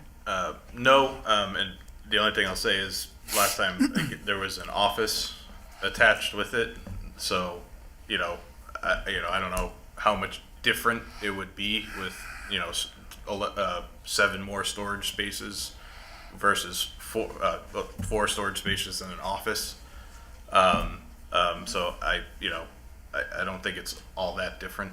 Again, these are just kind of more storage type spaces. So an office would have more people in it, more likely than these would. But didn't you just say you wanted to do repair there? No. We had a sorry, what is it called again? We had a condition placed that he could only do, it came out, it was written the wrong way. We were intending it to be no repairs done on site. Automotive repair. Automotive repairs done on site. Yeah, trucks. And are you intending to allow any kind of repairs there? No, I just want to make sure I can repair a wheelbarrow if you know what I mean. I don't care about, I'm not going to rent to mechanics, or I don't want automotive repair or anything like that in these spaces. So that was I just want to make sure it says automotive repair, because I don't want to be changing a wheel on my wheelbarrow and somebody complains about that, and then technically I'm repairing something. I think we have some definitions of automotive repair, don't we, in the zoning, in the definitional section? Yeah, the specific section states that for a contractor's yard, that repair is a piece of that. I can read that if you'd like. That's, okay. All right, thank you. Megan? So, just to clarify, are you stating for each of these 11, Speak into the mic, please. to clarify, for each of these 11 buildings, you're intending to have a bathroom inside each? Yeah, yes, yep. Okay. And as far as the water and sewer, there was going to be multiple bathrooms and water and sewer previously, so that's not changing, just possibly the size. Understood. I'll reserve further comment right now. Fran? Yes, thank you. My personal opinion is I'm deeply troubled by what we have in front of us. This is a steeply sloping, forested, heavily wooded lot. I drove down the driveway to that little crappy building that's there. I don't know where finished floor is proposed to be. I don't know how much earthwork is required. I don't know how much drainage. I don't know how many retaining walls. I don't know what the compliance of Concom is yet. It's not even before Con Commission yet. There's a lot of information that I need to personally evaluate this, madam. And I mean, it's almost a 45-degree slope. There's no pad there that you're gonna put 11 buildings on right now. And without a bunch of earthwork, there isn't gonna be one. So I need more information before I can even move on this. Yeah, In response to that, I was kind of, obviously, to get to that level, Speak up, sir. to get to that level of engineering costs a lot of money, which I understand is the burden is on me and things of that nature, but I'm not a big developer or anything like that. I'm just trying to understand, if this is even feasible before I spend tens of thousands of dollars on engineering or anything like that, We don't know if it's feasible.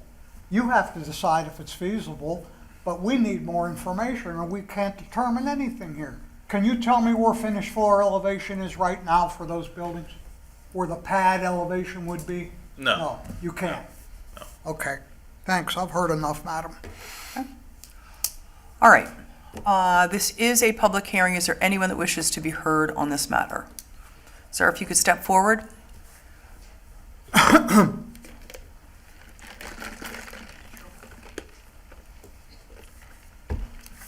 Hi, my name's Ed Hedberg. I live at 34 Patriot Lane. You're gonna have to speak a little louder because he's gonna have a hard time hearing you. I don't think the microphone's on, madam. Hello? Hello? Hello? Microphone is on, it's all the way up. Oh, it Okay. is, okay. Hi, my name is Ed Hedberg, and I live at 34 Patriot Lane, which is right down the hill from that lot.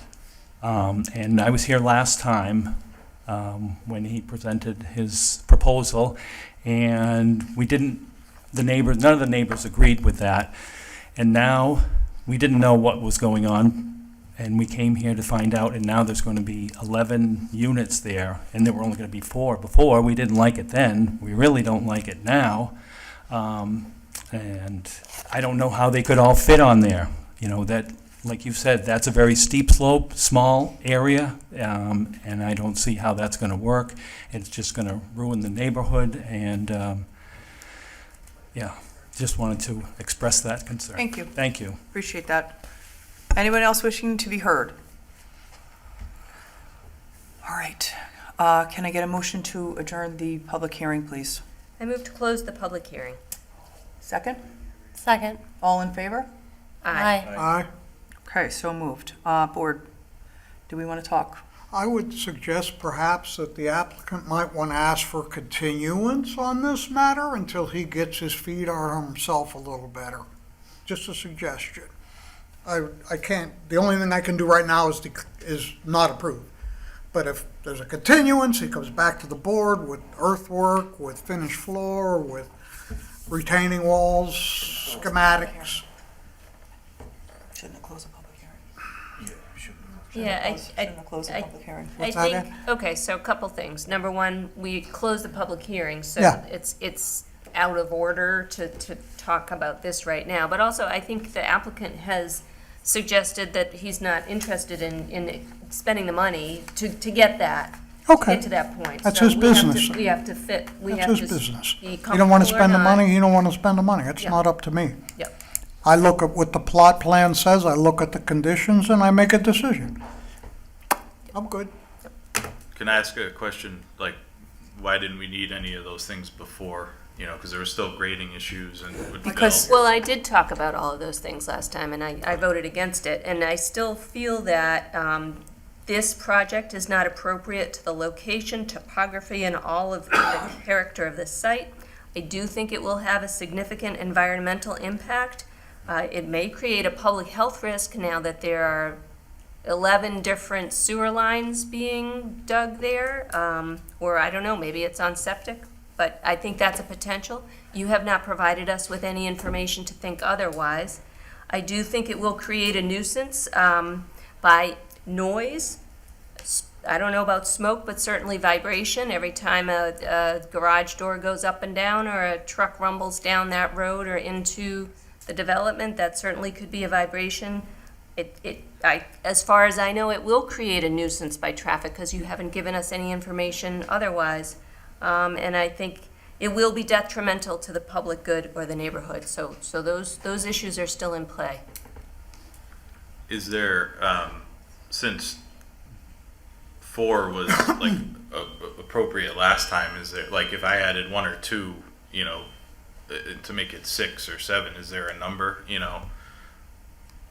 Because, like, you know, I understand that's a loaded question that you know you can't really answer, but you know, where does the line get drawn? You know. Well, you got approval for what you got approval the last time. Yeah. I mean, this is just a horse of a different color in my mind. It's I a agree. completely different project. Yeah. And I think to Fran's points, we can't really see it. We don't know what we would be approving, which is a big concern for me.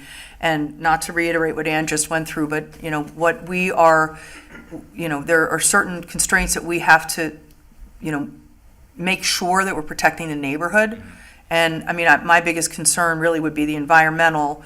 Unsightliness is, I don't know what it's going to look like, so I can't promise that it's not going to be unsightly. And, you know, traffic generation could be another concern. So I can't answer that question. I don't think the board is at liberty to answer what would pass the, you know, the sniff test, so to speak. But you know what you got approved the last time, and you know what you're not going to probably get approved if I had to read the room right now tonight. So I think that might give you what you need. And, you know, you own the property. You have the right to continue to come in front of us with whatever you're proposing. I'd recommend working with the town to see, you know, what guidance they can give you. I think you're going to find them to be very helpful. And that's all I can say. Anybody else? I have opinions, shockingly.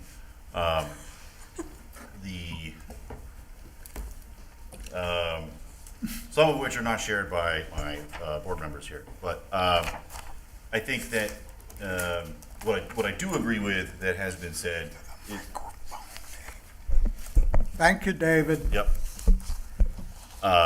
What I do agree with is that this is a vastly larger scope. And then really quickly, administrative site plan review.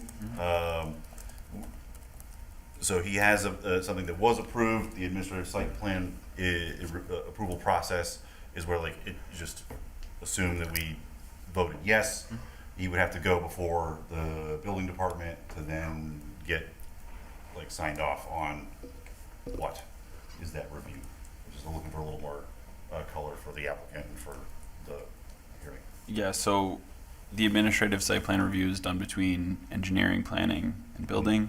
And they'll look at many different things that are questions that were brought up before this board, including parking, fire will have a review, many different aspects that are being asked of this. We look at snow storage. If you've seen site plan approval before planning board, it's similar but internally done for administrative review just by the departments. Okay.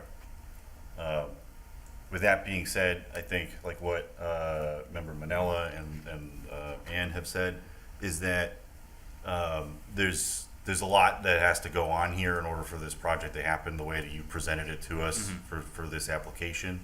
And, you know, it is a commercial business district. You're asking for something that, you know, on its surface is very commercial business oriented, right? So those things are in alignment, but we have to do our job to, like, as the chair said, protect the rest of the neighborhood and the town, and that's the nuisances by virtue of noise, odor, smoke, vibration, traffic generated, unsightliness, or other conditions. For me, I think the fence helps a lot with the unsightliness, but like like Fran has said, without knowing what an elevation view looks like, it's difficult or impossible for us to evaluate that. Same point for, and now we're talking about 11 structures. What is the traffic generated? You know, we don't even have the back of an envelope calculation, right? So it's just like not enough information problem. Yeah, no, I understand that. I just, you know, I possibly would spend the money. I don't want to spend the money, you know, obviously to on a project that never could go anywhere, period. So I know you just shake, but, you know, again, I'm a, you know, electrician, so that's why I'm here, right? I'm getting your thoughts, and I want to try to adjust, like, you know, if I can do a traffic study, you know, I'll look, and I don't know how expensive that is, but I'll definitely try to do that, and I can definitely get more information, you know, topography wise and stuff. Would it help if, like, so would Concom going before them, before you guys help? Does that make a difference? Because I think that's something you just said. So I just want to address one thing, and I want to make sure you know this. We can't give you advice, but if we say no tonight, you're prohibited from bringing this matter back for 2 years, if I'm not mistaken. Correct. So you might want to take Mr. Manella's suggestion about continuing. I'm saying that if we say no, he can't come back for 2 more years. So he might want to take your advice about continuing, or just think about it. If I was out of order, I apologize. No, that's fine. Public hearing can be reopened and he can do what he wishes. Okay. Okay. I guess. So procedural, no, he could elect to withdraw his application right here and now, and then it would be almost without prejudice, and then you can start back the process. That's going to be the cleanest way for you to handle this, Okay. is to formally withdraw your application tonight, and then kind of reshuffle the deck, talk to the planning, talk to the people whose job it is to help you through this. And my advice is that's going to be the cleanest way for you to Okay. not lose time. Got it. So you have to make a formal request to withdraw now. Okay. If that's the route that you want to go. Yep. Otherwise, we would proceed forward with the vote, and if you get denied, it would be a 2-year window that you could not come back in front of the board. Okay, so I'll formally request a withdrawal. Okay, so we've got a formal request for withdrawal. So formally requesting to withdraw his application. All right, so, so I need a motion, please. I move to allow the applicant to withdraw his request. Yes, Without prejudice. without prejudice. Without prejudice. Okay. Meaning So they that could we're- reapply. So that we're not basing it on anything that we've talked about tonight. Okay. Yes, that's the motion I'm making. It would be without prejudice either way, but, okay. Second. All in favor? Aye. Aye. Fran? Aye. Aye. So moved. Just understand, I'm not here to deny you we're not here to deny you the opportunity to develop your property. Yep. But there is a certain amount of upfront expenses that developer is required Yeah. to do just to satisfy the board. Yep. And we want to support you, but we need more info. Yeah, I mean, I'm Okay. gonna go and adjust and try to make Please do. it better. Please do. Thank you. And good luck to you. Yeah, thank you. You're welcome. All right, next up. To hear the appeal of Thomas Fiore, P.O. Box 248, Shrewsbury, Massachusetts 01545, for 2 special permits to the Shrewsbury zoning bylaw. Section 6, Table 1, to allow for garages and repair shops and sales rooms for automobiles and motorcycles upon property located at 882 Boston Turnpike in the Commercial Business Zoning District. Subject premise is described on the Shrewsbury Assessor's Tax Plate, 36, Lot 032000. Good evening. If you could please state your name for the record. Thomas Fiore, property owner. David Schultz, prospective tenant. If you could let us know what you're planning on doing, that would be helpful. Currently, I'm over at 295 Hartford Turnpike. I've had a Class 2 used car license over there for, I think, about 9 years. Looking to move over to 882 Boston Turnpike to get a Class 2 used car license, and also to do some service over there also. same as the property's been used for the last 30 years. I've had it 35, yeah. It's a good run. Anything else? Well, That's it? that's Okay. it. We're not changing anything other than refacing the sign with a new name on it, but there's no changes, there would be no changes to the use or anything that's been going on there for quite some time. Okay. Fran? Help me out, 882 and Boston Turnpike and 727 Hartford Turnpike are both Fiore properties right now. That's correct, because I drove by them, they both say Fiore on them. Correct. So you want to transfer that to somebody else, both of these essentially? Nope. What do you want to do? So this, if I may, this application is strictly for the 882 Boston Turnpike Route 9 address. Yep. The 727 Hartford Turnpike, it was actually, that was my, part of my service department that I ended up selling the service portion of my business to an employee at the time who has since left my property and taken it over to Route 20 as a separate entity, even though it's called Fiore's Automotive. I'm Fiore's Auto and Truck, he's Fiore's Automotive, but part of that was that I did agree to let him take the name over with the phone number for the service department, and only the service department has moved over to Route 20 under a new landlord over there. Okay. Sorry to confuse you. No, that's all right. Okay. And just to be clear, the applicant before us is for the, like you said, the Route 9 location, and then the next item on our agenda is for the Route 20 location. Right, correct. Yep. Dave, anything on this? There's a rectangle of land that you're going to, it's identified as limit of lease area. You're leasing property from a neighbor. Is that what's going on?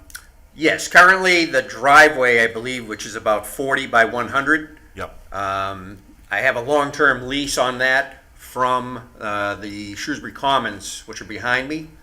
And that is for strictly parking only. Nothing can be built or constructed on that site. It's for parking only. I've mainly used it for the employee and customer parking area up until now, but it strictly is for parking. Okay.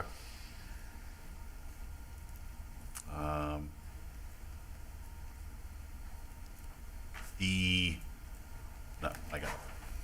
Okay. Ann? Seems straightforward. I don't have any questions. All right. Megan? I'm good for now. Okay. Fran?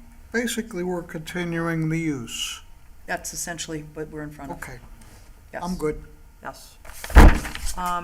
I know there was some concerns about the site plan with regard to the building inspector, but it appears that the site plan's been updated? Yes, Griffin? Yes, the site plan has been updated. Griffin, loud, and buddy, in the mic.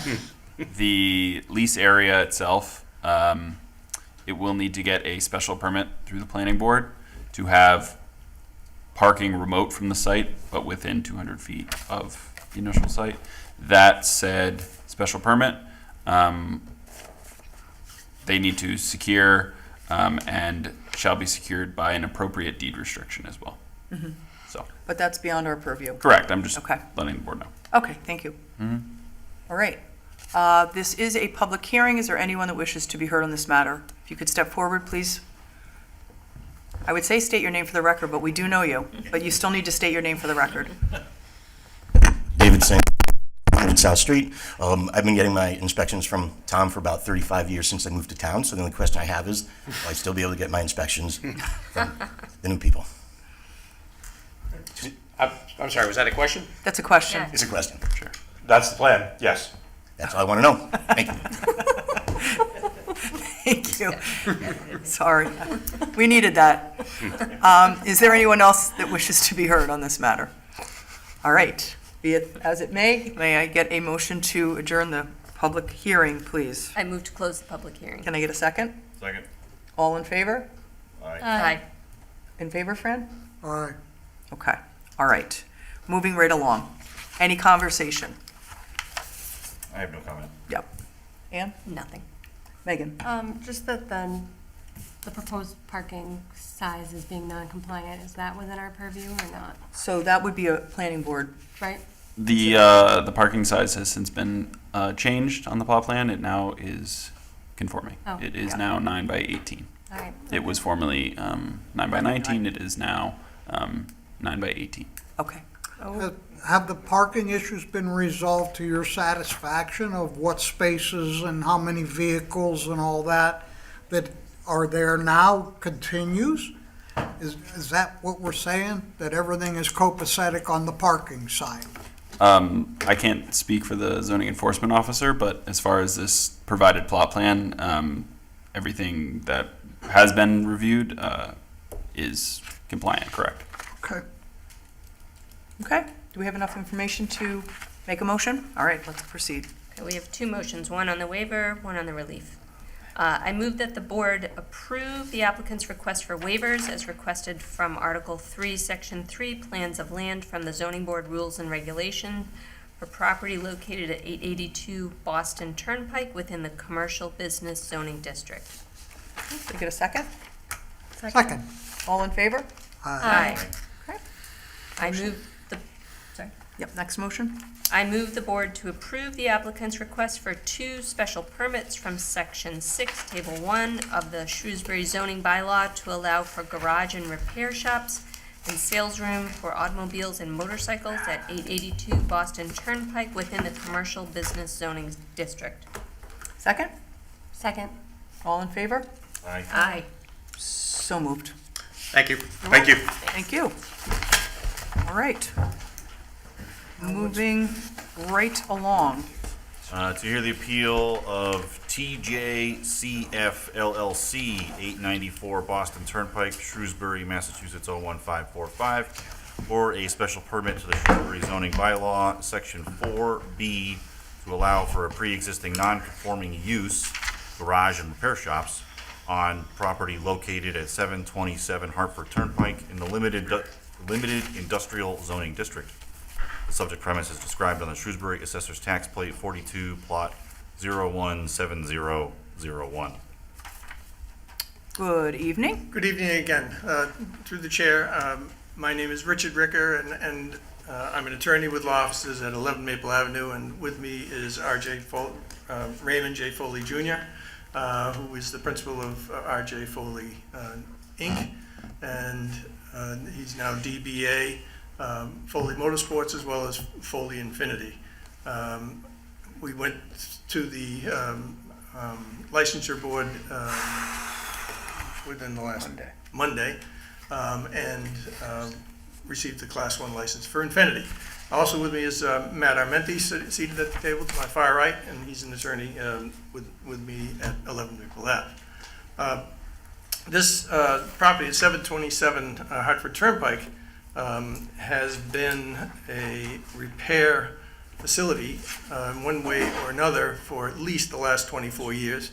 And before that, to my recollection, I believe it was a contractor's yard, and he did repairs in the building as well. Since that time frame, many years ago, the building has been upgraded. The site presently is, as you see on the plan, which is a new survey that we recently had done. The building has been used as a repair garage, as I say, since at least 2002. It's had two variances previously, and the car limit was raised in the last variance. That was the reason for the last variance, was to basically raise the car limit up to the 56 cars for repair on the site. The reason that we're in front of you is basically because we're changing the operator. And it's an alteration to a prior non-conforming use because of a change of operator. So I would suggest to you respectfully, R.J. Foley, Inc. has been operating at 894 Boston Turnpike for many years. Before that, he was on another section of Boston Turnpike. Before that, he was on Hartford Turnpike. He has been in one shape or manner doing car sales and repairs in Shrewsbury for somewhere around 40 years. As a license holder, I don't believe he's had any issues with the operations. With respect to the change of operator, I respectfully suggest to you that he clearly is qualified to operate at this location. It is our hope and desire that this would be approved so that he can do service for his motor vehicles that he basically sells off of the Route 9 location. And he would do service for both his used vehicles. He has the Class 2 license, and he would also do service for the Infinity vehicles, which is the new car license that the Select Board just granted him. I would suggest, again, I don't see any detriment to the public good in this change of operator. I would suggest there was no nuisance that would be created, or I can't imagine how a nuisance would be created here. And as I say, it's just a change of operator. So with that, we'd be happy to try to answer any questions you may have. Thank you. Dave? Yeah, this seems very straightforward. As Attorney Ricker identified, this is a operator change, same use as it was before. David, I can't hear you. Either they gotta turn up the mics here, ma'am, or something, because I can't hear him. Okay, all right. Calm down, we're gonna take care of that, Dave. Okay, I will reiterate what I said. It seems fairly straightforward as a plan. It is a change, as stated, it's a change of operator. The business of old will be the business of new, just a different person. And so then I agree that no new disturbance or noise or whatever is going to be generated. It may have existed in the past, but it will not be different. So with that, I see no issue. Okay. Ann? Thank you for the presentation. I have no problem with it. Thank you. Same, I have no issue here. Thank you. Will hours or intensity of this operation change at all? No. No. Any additional employees contemplated or vehicles? We can expect that R.J. Foley will move some employees from his service department down to this site, yes. So there will be additional employees? There will be a few, probably four. No. Are all the prior conditions gonna be carried forward? They would be because they are by variance. How many employees would you have at that site?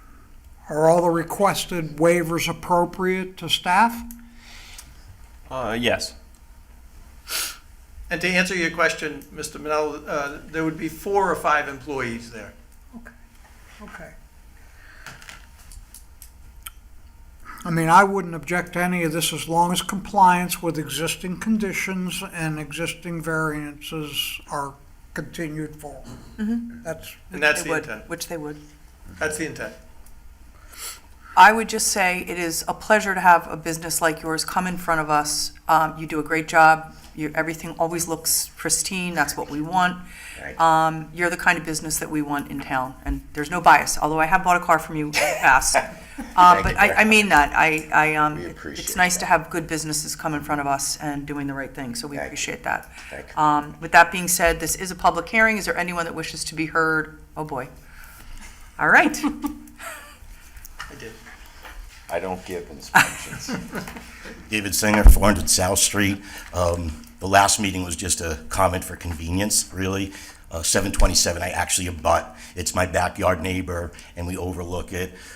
Keith has been my mechanic at Fiore's ever since he worked for Thomas, and ever since he bought the building and moved into it, and now that he's being replaced. So it's never been an issue, it's never been a problem, and just so long as everything is conforming, the hours you stated were going to be the same. It's been Monday through Friday, 8 to 5. Is that the same hours, or are there going to be weekend hours added now? It might be Saturdays from 8 to 12 or 8 to 1. Which is fine, and all work is going to still be maintained inside the property? Yes. Inside the indoor shut, it's fine. And the biggest concern I have, and the board knows this, really is with the lighting issues, to make sure that any additional lighting that goes on, when Keith put some lighting on the outside, we did have some nuisance issues. I did talk to Keith, he fixed them. Recently, whether it's a shift in the light or a tree limb or two that has grown, there's become a nuisance light, and as you move in and get going, it would be great if you could cooperate, listen, and try and either mitigate that with deflectors or something like that, so it doesn't. I'd be more than happy to give you my cell number, and if you have any issues, you can call me directly. Right, and I also know you are. I used to joke with Keith when I would call for an appointment. I would just literally go on my back porch and go, "Hey Keith, I need an appointment." Anyway, as long as things continue, it has been a good neighbor, a good business, and so thank you. Awesome. You have a lot of good neighbors. I'm good to my developer neighbors. Okay, anyone else wishes to be heard? All right, can I get a motion to close the public hearing, please? Move to close the public hearing. Can I get a second? Second. All in favor? Aye. Aye. So moved. Aye, sorry, I didn't say aye. I thought I heard you say aye. Everybody, right? We're good? Okay, so moved. We have two motions, one for waivers, one for relief. I move the board to approve the applicant's request for waivers as requested from Article 3, Section 3, plans of land from the Zoning Board Rules and Regulations for property located at 727 Hartford Turnpike within the limited industrial zoning district. Second? Second. All in favor? Aye. So moved. I move the board to approve the applicant's request for a variance from Section 4B of the Shrewsbury zoning bylaw to allow for a pre-existing non-conforming use, garage and repair shops at 727 Hartford Turnpike within the limited industrial zoning district. Second? Second. All in favor? Aye. So moved. Thank you very much. Thank you very much. No more copies for that. Madam Chair, if I could I'm not sure if this is in order or not, but I did note that the motion on the 151 Hartford Turnpike, the motion was made that it was a special permit under 4C. And so I'm not sure whether or not you would want to re-vote that under 4B, because the stated motion, because I believe the agenda is wrong. I see. But the application is correct. Okay? Should it be B or C? Sorry. Should be B. I think I said B. No, I didn't? no. Or B? Yep. Can we make an amendment Sure. to that? You said 4C, so I just want to make sure that the record Sure. is No, correct. that's fair. Okay. So Should can we, what do we do? procedurally, we, Suggestions? I think because you're still in the public hearing and still in the same meeting, I think that you as a board could simply re-vote your decision on that particular article. Because, as you recall, years ago, before you started voting after every single hearing, Yep. the board waited until the end of the meeting and then did all the votes. yes. So you still have that ability to do that. Okay. Well, if Richard says it's right and Griffin is going to agree or disagree, Yeah, I'll just say that the legal notice was for 4C. Oh, and is C correct? C is wrong. 4B It's is, B. it's 4B, it's a special permit under 4B. I will. Would you like me to state the difference? Because there is a slight difference. C is a pre-existing non-conforming single or two-family residential structure may be altered, reconstructed, extended, and/or enlarged upon a determination of the building inspector that such proposed alteration, reconstruction, extension, or enlargement does not increase the non-conforming nature of said single or two-family residential structure and subject to the issuance of a building permit. It then continues.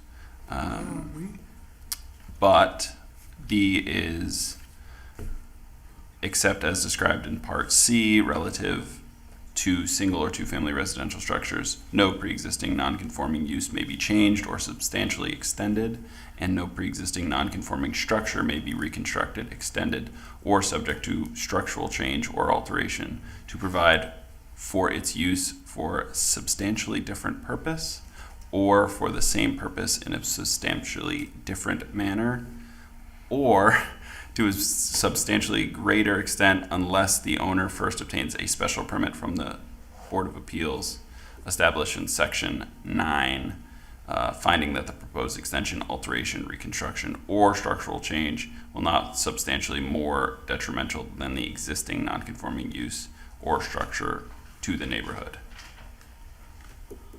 I think you could live with either. Sounds like it. I think you could live with either, so I'll withdraw my request.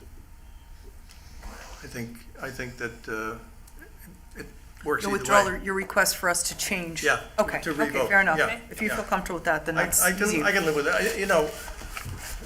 They're both the change of a non-conforming Correct. and alteration, so I think enough. Thank you. Okay, fair enough. Thank you very much. All right, you're Sorry to welcome. bother you. No problems. Good to be correct. All right. Yes.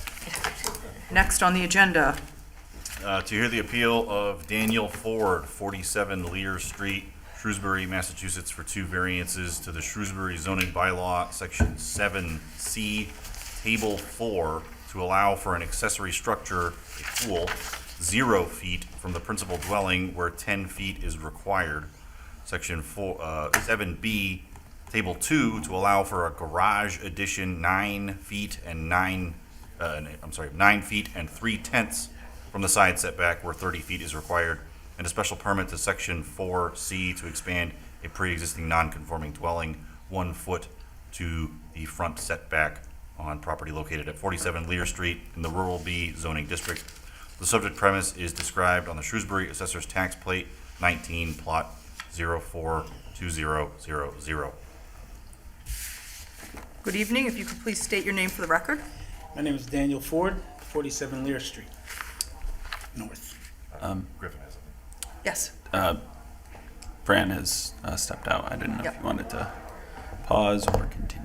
I thought we agreed to continue, but Sure. Just wanted to point it out. there's a lot on this one, so. If you could give us just a minute, Absolutely. that would be great, and we'll get Fran back in the room. Sure. Great. He's turning the volume up if you can. Why don't we get some of these? Do we have any adaptive? We have to figure this We, out. I mean, courtrooms have a little thing. Absolutely. Put in his ear. Can we get one? Sure, there's one in conference room A, I know that much. Is it portable? I think it's set up for that room and those mics. Oh, yes. We could, you know, like, At town meeting, they caption it, like, live on the screen. yeah, that'd be a good I idea. don't know if that's something that we can do, that would help him, and if that would help him. But, Yeah, we have to give an accommodation. Definitely. I'm gonna do one quick thing, I'm just gonna swap. Perfect. This microphone. That sounds great. This one. Okay, there's this. This one, I just want to make sure we do the right thing. Okay. I wasn't gonna touch it first. Yeah. That needs to be done. Do you have any vote sheets down there? we have one, but Fran hasn't signed it. Okay, okay. Can we just talk about this?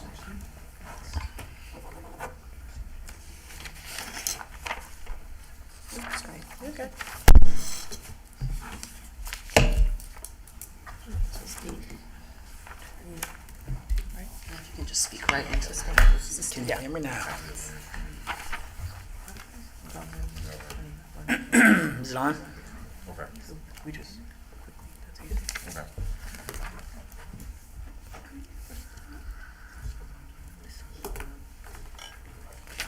There's that system.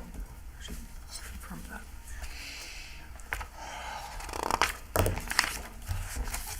We're supposed to have 2 vote sheets for,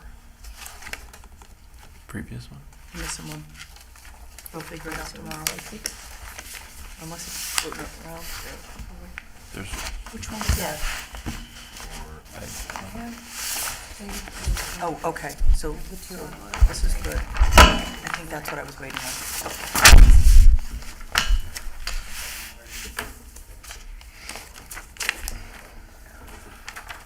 Okay.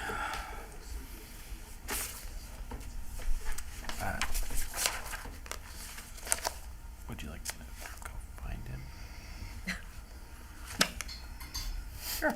Here we go. All right. Yes. Fran, we had the microphone replaced right here, so maybe that'll help us a little bit, okay? Thank you. You're welcome. I apologize for making it inconvenient. No, that's Not at okay.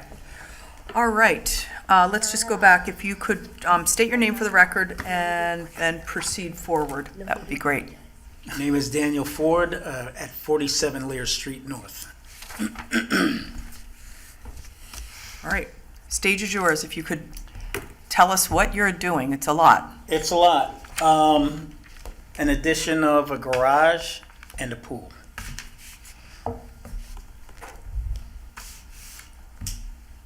Okay?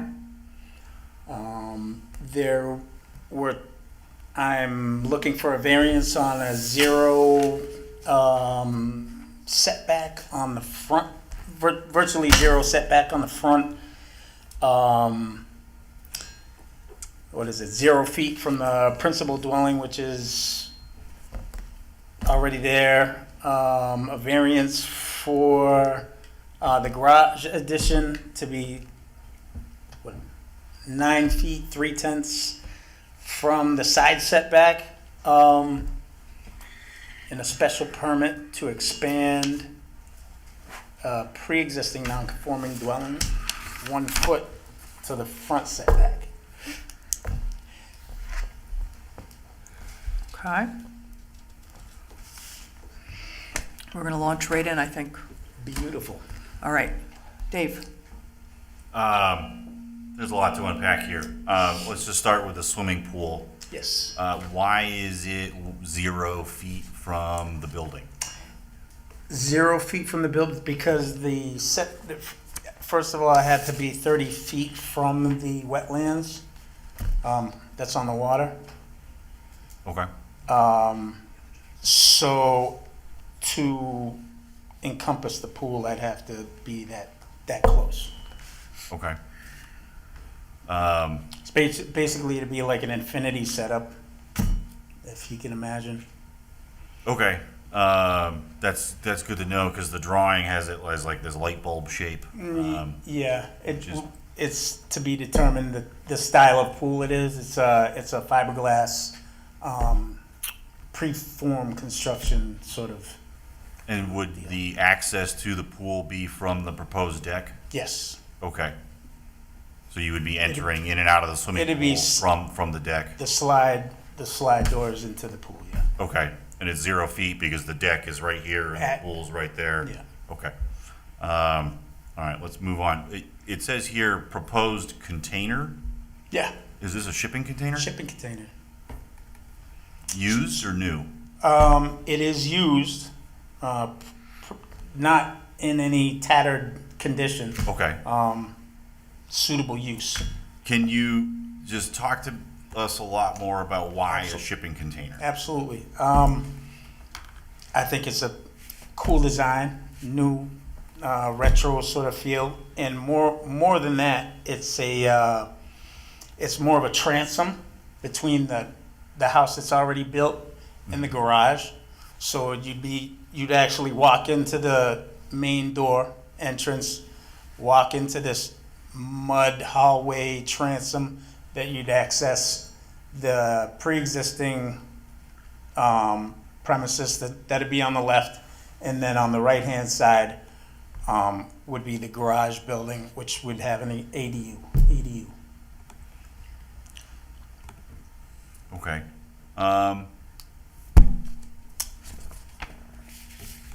Like I said, there's a lot here. I'm going to pass it on in a second here, but my initial concerns are the swimming pool is not great, being 0 feet, but if you say it's an infinity pool, Yeah. that I can kind of see how you could get there on that.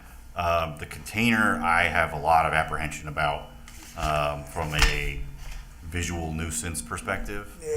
You'd never know it's a container. Okay, okay. I'll give you that. The new construction proposed, I'm assuming it means to read personal storage garage, not personnel, like people. Yes, I'm personal. Yeah, you Personal, said like- personnel? Personal, Yeah, that's, like yeah. your stuff. Yes, not yeah, my stuff. Personnel, like somebody else's, or like some sort of business, right? Yes, yes. Okay. So the new structure, that proposed garage, is a much larger footprint than the existing property. And so that is something I'm resistant to. Okay. Just at first blush. And so from that, I'm gonna pass on to whoever else would like to. Ann? Yeah, so thank you for the presentation. Is this all that you have in terms of, to show us? Do you have any schematics? I mean, or there's anything? I do have plenty of information that I've sent forward. I don't know if we can actually get into that kind of stuff, Griffith, or not. I have a foundation plan that you can actually see how those containers would be set up, and the foundation plan as well for the building that was designed specific for the building. It's a prefab 40 by 40. I'm sort of an artist at heart, so it's like my main studio type of deal that I'll be working out. And then the pre-existing house, and I can virtually show you how the connections can be made. If I had a, It would be helpful to see those plans. but we- Yeah, can you pass them around? Can we look yeah, at them? absolutely. But if they give them to us, we have to keep them. Oh, okay, yeah, right. I'm sorry. Can It's Can easy. you? Yes, absolutely. But you have to make sure you can see, that the audience can see them as well. Okay. That's the issue. I'll get you the good pictures.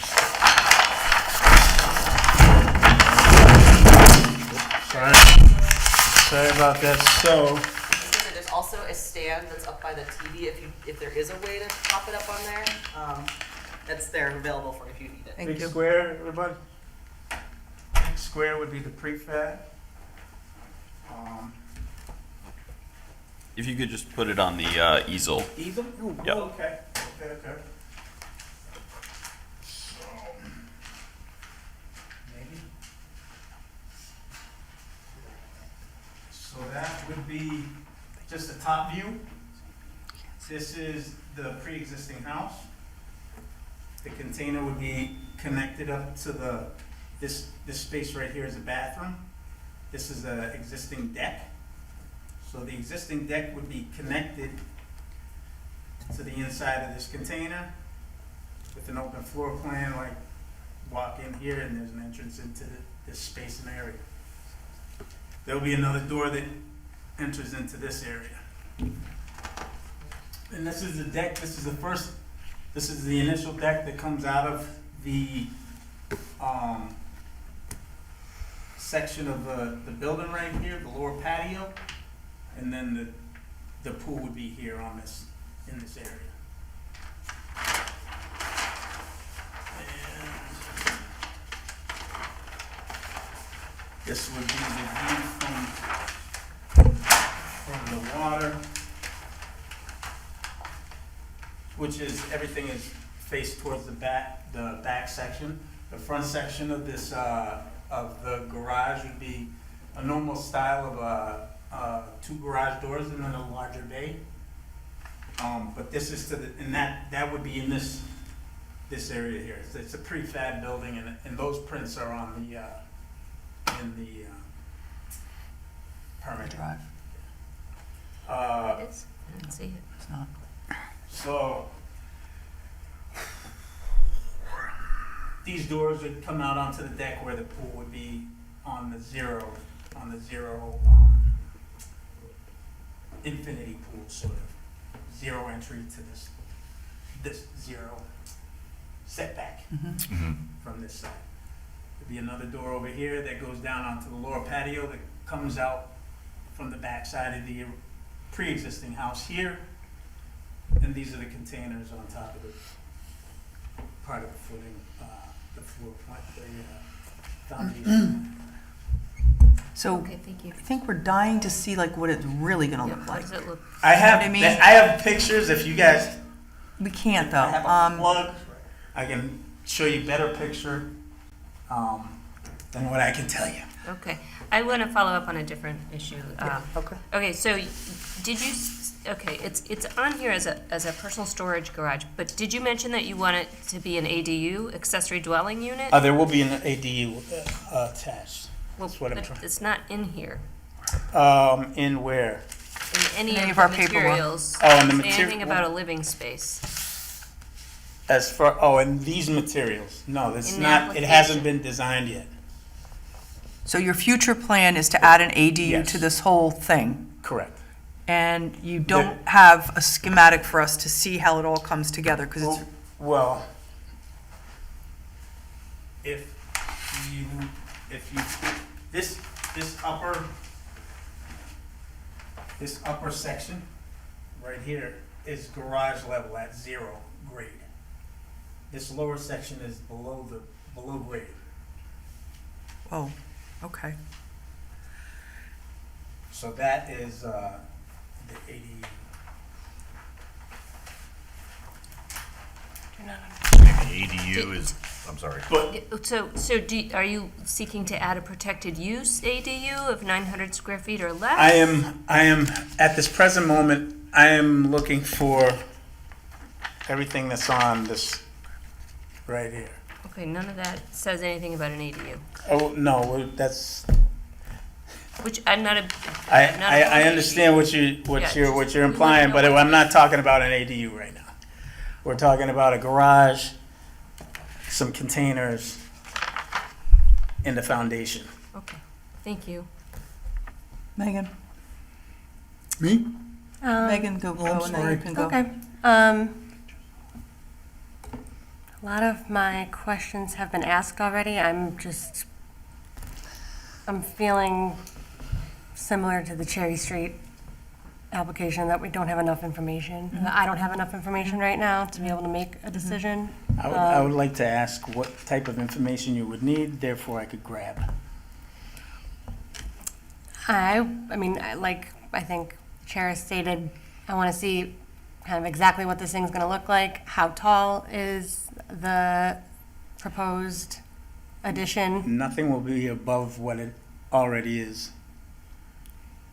I kind of need to see that on a plan Okay. in order to make that That's- decision, that's you know? perfectly Because, I mean, you're asking for some pretty, this is not a minor ask that you're asking for here. So I'm feeling like I need some more information before I can make a decision on this, but Fran? it's up to you. There are existing building violations according admin, right? Correct. What are they? I don't know them off the top of my head, but there are 2 internal in the existing single-family dwelling, as far as I know. So, Okay.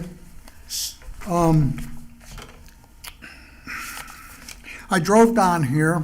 I can't tell where Lear Street is and right away and where his property line is. There's no way for me to know any of that information. There's not a stake in the ground that tells me where the town's right of way ends and his, there's just pavement. And it's probably a side issue, but there are half a dozen vehicles there that are unregistered. It's not our problem, but it's somebody's. Why do you need a 40 by 40 garage? I saw a motorhome parked there too. That's what that's mainly for. Why do you need, so you could put the motorhome in the garage? Yes, sir. Okay, so the motorhome's not 40 feet wide, it may be 40 feet long. Yes, but I am an artist. I'm an artist, You're a and what? I am an artist. Artist? Artist. Okay. Yeah, I do art. So I do big art, and I do vehicle art, and I do all kind of art. So You my need studio, 40 by 40 to engage in your artistic work, along with housing your motorhome. my family. Okay. Is there any alternatives here, or that's it? Huh? Alternatives would be 3 years ago not to buy the house. I'm sorry, sir? 3 years ago not to buy the house, probably a bit more than that. I mean, when I saw the house, I had a vision, and I get I, that. I follow my. I 3 years ago, and now you come and you want all Well, this shit. no, not. It's not like that. I mean, I have gone through I thought, which was the proper procedure in order for me to do sort of things like And this. you're not violating Okay. procedures, you're doing it right. That's not what I'm Okay. asking you. I'm asking you to explain to me why you need a 1,600 square feet of garage, bigger than my house. You tell Right. me why you need that. I'm claustrophobic. I'm sorry? Claustrophobic. Claustrophobic. I don't like small places. All right. All right, are you done, Fran? I can't ask I mean, any we more still have, questions. yeah, we have still more. There is so much here. First of all, I love that you're an artist, and I can feel that you want to turn this into something that you've got a vision for it, and I respect that immensely. And we need people that have vision, especially on a property like this. It's really important. I personally would love to see you do a great job and have a place to call home and do all the things that you want to do. My concern is we don't have enough information to be able to make a determination tonight. From a board's perspective, it's very hard for us to be asked to provide a special permit and 2 variances on information that we can't really grasp as what is it. Having some sort of a visual so that we can see it come to light in front of us would be enormously helpful. You need an artist. We need an artist. We need an artist. And My battery's dead, otherwise I'd show you. I really wish I'd right. prepared, yeah. So, I'm going to speak for the board here. We don't want to deny you this, which is probably the way we're going to go tonight. We want to see you come forward with something that we can understand so that we can make our vote based on the criteria of which we're being asked to vote on. And 2 variances is not an easy lift for us. It's a hard lift. We need to know what your hardships are. We need to understand the impact on fire, safety. You already have presumably met with our building inspector a number of times. I'd love to see you get that taken care of. We want to work with you. We want to see you bring something to light. I know personally I need more information in order to make a determination on this. And I'm feeling like my board members would agree with me. If we deny you, you're going to have to come back to us in 2 years. We don't want to see that happen. My suggestion is that we continue this hearing and that we ask you to work closely with the building department to come up with things that we can wrap our minds around so that we can give you the relief you're looking for on your special permit, your 2 variances. And we're trying to be as fair as we can to you, and I know you're frustrated, but we're put in a really difficult position. I can see the position that you're put in. As far as the variances go, there is no, like, as far as the property is concerned, there's not a whole lot of land that this could get jockeyed around on.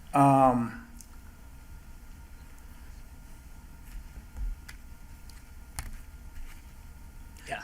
My recommendation to you is to ask for a continuation of this hearing, and we can grant that, and then you can come in front of us again in a month or 2 months when you have better information for us so we can make a determination. Picture. I got you. Yeah, I can do that. okay. So, yes, so let us make a motion. Give us a second. Go ahead, Ann. What's the date of it? July 27th. July 27th. I move that we continue this hearing till July 27th, 2026 at 6 PM. Can I get a second? Second. All in favor? Aye. So moved. Thank you. We'll see you in a month. Can we ask the town to paint the right-of-way for the street? I know we can take it off. DPW, the street, just like they would if there was construction to be, I need to know where the right-of-way of the town ends. And I don't see that anywhere. All I Let's see talk- is pavement. All right, I don't let's know talk if about the that. pavement is his or if the pavement is the town's. Let's talk about that. That's all. Yeah, okay, fair. All right, let's move on. To hear the appeal of McGovern Collision Center, 420 Boston Turnpike, Shrewsbury, Massachusetts, 01545, for a special permit to the Shrewsbury zoning bylaw. 420. Section 4B, to allow for the relocation and installation of a non-conforming sign on property located at 420 Boston Turnpike in the commercial business zoning district. The subject premise is described on the Shrewsbury Assessor's Tax Plate 33, plot 079000. Good evening. Good evening, through the chair. If I could introduce us, my name is Richard Ricker. I'm an attorney with law offices at 11 Maple Avenue, and I'm here tonight with, on my far right, John Crandall, who's the project manager for McGovern Auto. Next to him, on his left, is Matthew Armenti, who is, again, the newly minted lawyer. And next to me is John Morrison, who is Connecticut Sign Services, and I believe he's the owner of Connecticut Sign, right? Who has designed the sign here. This is a matter that I am aware you have seen before. In a different context, because I believe it was brought before you as a request for a variance at some time in the recent past. This is a special permit request, which I did run by building department and the zoning enforcement officer, and she agreed that this was a proper approach. It's a special permit under 4B to relocate a non-conforming sign structure with a new pylon sign on the Route 9 frontage where McGovern Collision Center is, and also Floor and Decor is. As you are aware, the Floor and Decor sign is already there. Floor and Decor controls that sign because through their leasing process, and they have the majority of that sign is all of theirs. The reasons for, by way of background, I would suggest to you, by way of background, that McGovern, as you know, is the proprietor and owner of several properties in Shrewsbury, and I would be remiss in not pointing out that he's been a good citizen and a good taxpayer. He pays in excess of $436,000 a year in just real estate taxes alone, and then pays another $70,000 or $80,000 a year in personal property taxes on the motor vehicles that he markets at BMW and Audi. We don't have a figure for the new McGovern Collision Center where, as you know, there are police vehicles and things of that nature, and we'll see what the town assessor does relative to those vehicles as that appraisal comes forward. So he's a substantial taxpayer in this community. Also employs 150 to 160 people in this community. Obviously, they're not all from Shrewsbury, but it's a good employment base. It's a good business. They're clean operations. It's a beautiful job that he did at 420 Boston Turnpike. As you recall, that property was 214,000 square feet of falling down property, and when it was on the market, the largest of the buildings had been condemned by our building and building department. So McGovern, I would suggest to you, has stepped, and there were a lot of signs. There were a lot of signs on those buildings facing Route 9. I think probably 8 to 10 signs were facing Route 9 from those buildings in that time frame. McGovern has cleaned up the site. He's he's made it, frankly, a beautiful site.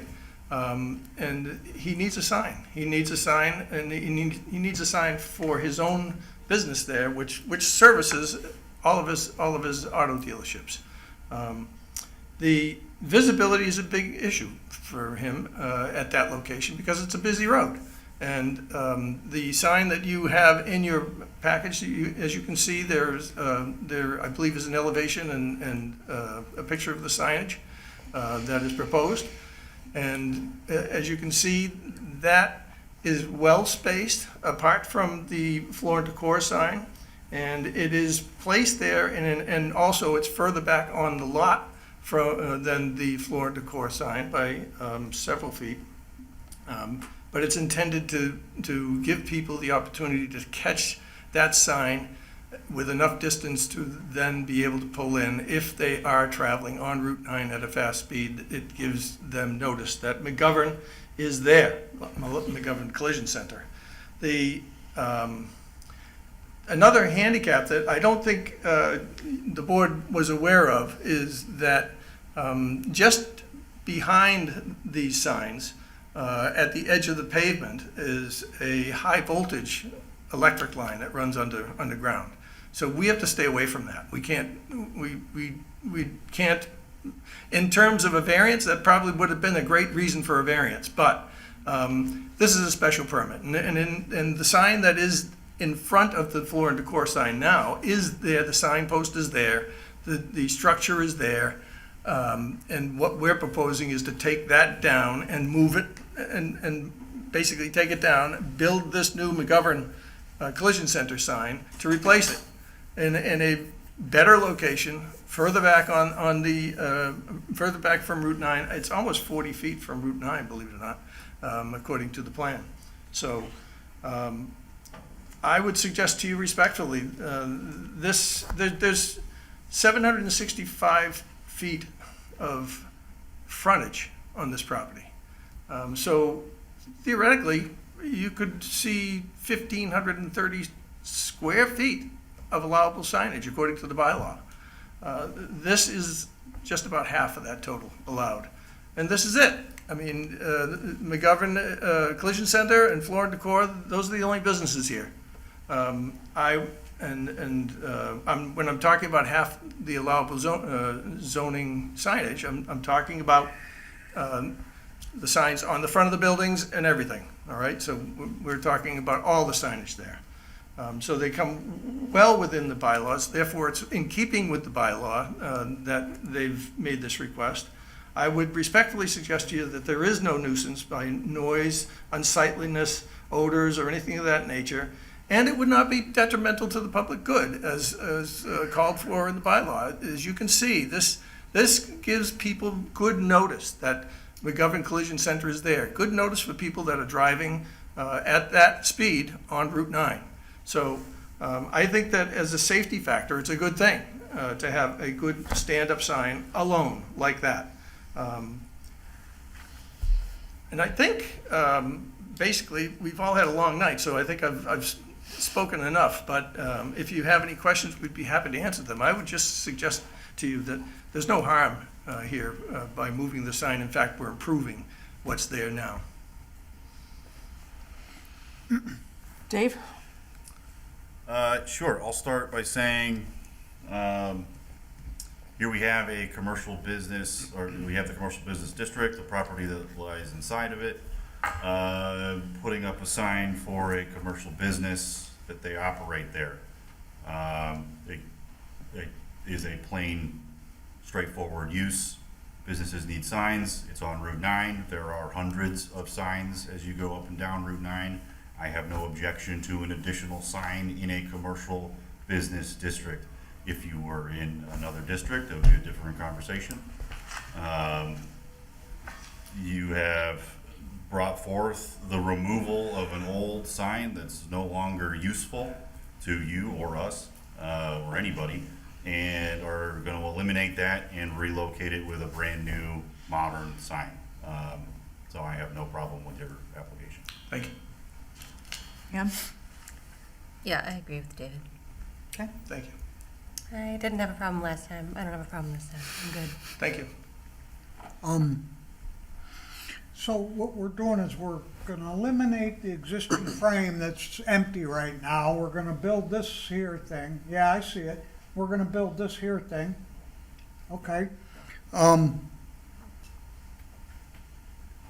The question just doesn't matter to me, but is this McGovern a real retail location, or is that someplace McGovern Auto takes their cars? McGovern Auto takes their cars here. So retail customers don't use this.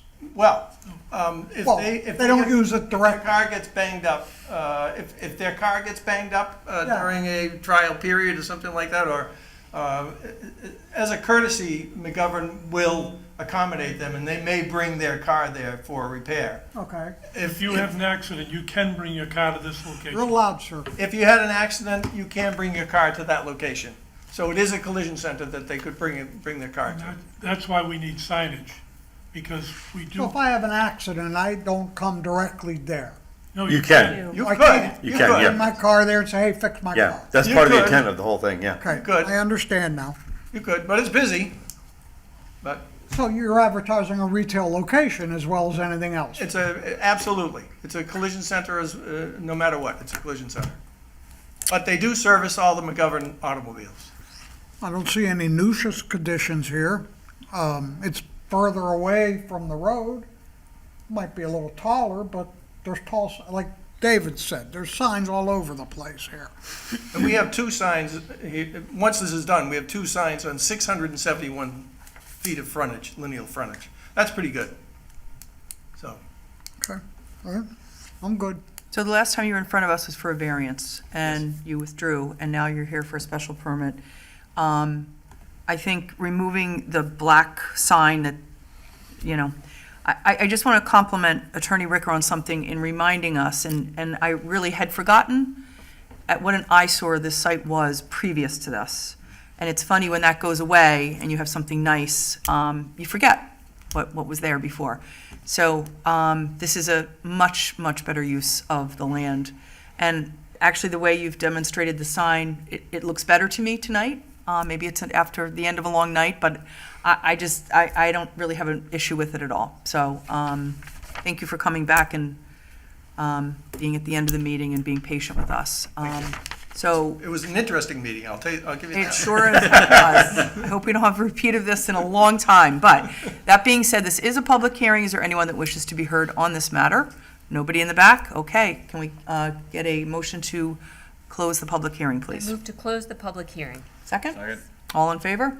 Aye. So Aye. moved. Gonna get a motion, please. We have a motion on waivers and a motion on relief. Okay. I move the board to approve the applicant's request for waivers as requested from Article 3, Section 3, Plans of Land from the Zoning Board Rules and Regulations for property located at 420 Boston Turnpike within the Commercial Zoning District.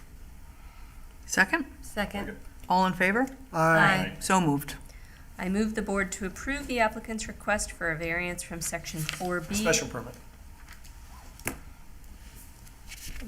Special permit. Special. No, it's written wrong. It's written wrong. Okay, thank you for that I'm correction. sorry to interrupt, but No, that's important. Very important. Let me do that again. I'm reading. Okay. Supposedly correct document. I move the board to approve the applicant's request for a special permit from Section 4B of the Shrewsbury zoning bylaw to allow for the relocation and installation of a non-conforming sign at 420 Boston Turnpike within the Commercial Business Zoning District. Can I get a second? Second. All in favor? Aye. So moved. thank you very much. Thank you Thank you. very much. All right, and Finally. at the end of our meeting, we have the last hearing. Dave? Yes. To hear the appeal of Emily Anderson, 27 North Street, Shrewsbury, Massachusetts, 01545, for a variance to the Shrewsbury zoning bylaw, Section 7, Table 3, to allow for an accessory structure, a shed, 5 feet from the rear setback where 10 feet is required on property located at 27 North Street in the Residence B1 zoning district. The subject premise is described on the Shrewsbury Assessor's Tax Plate, 11 Plot 043000. Okay. And due to a clerical error of last month, we had to continue this hearing to this month, at which time the applicant is on vacation. Correct. And so therefore cannot come in front of us. So I think we can start by, well, let's start. Would you like to add anything, Griffin, before we get into our? No, besides that, they provided a letter stating why they will not be here and explaining a little bit of their request. As previously stated by David, that request is just for the variance for the shed. This is due to the approval of during the approval of their addition, it was noticed that there was a shed that was installed that needs relief. So that is why they're back before the board. Okay, understood. Dave, questions, comments? What is the age of this shed, from anybody who can answer? Yeah, it was installed in 2025. 2025, okay.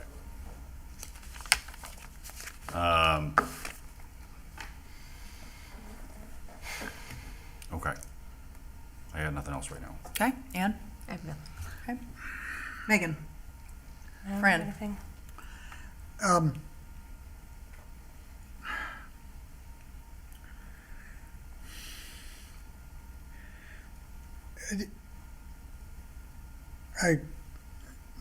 No, I don't have anything right now. Okey-doke. I have nothing as well. All right, So, it's a public hearing. public hearing. Public hearing, anyone wishes to be heard on this matter? Get a shake of a head from our only last standing soldier back there. We want to hear the story around this one. All right, can I get a motion to close the public hearing, please? Move to close the public hearing. In a second? Second. All in favor? Aye. So moved, and can we attempt a motion, please? Yes, we've got a motion on waivers and a motion on relief. I move the board to approve the applicant's request for waivers as requested from Article 3, Section 3, Plans of Land from the Zoning Board Rules and Regulations for property located at 27 North Street within the Residence B1 zoning district. Second. Second, all in favor? Aye. So moved.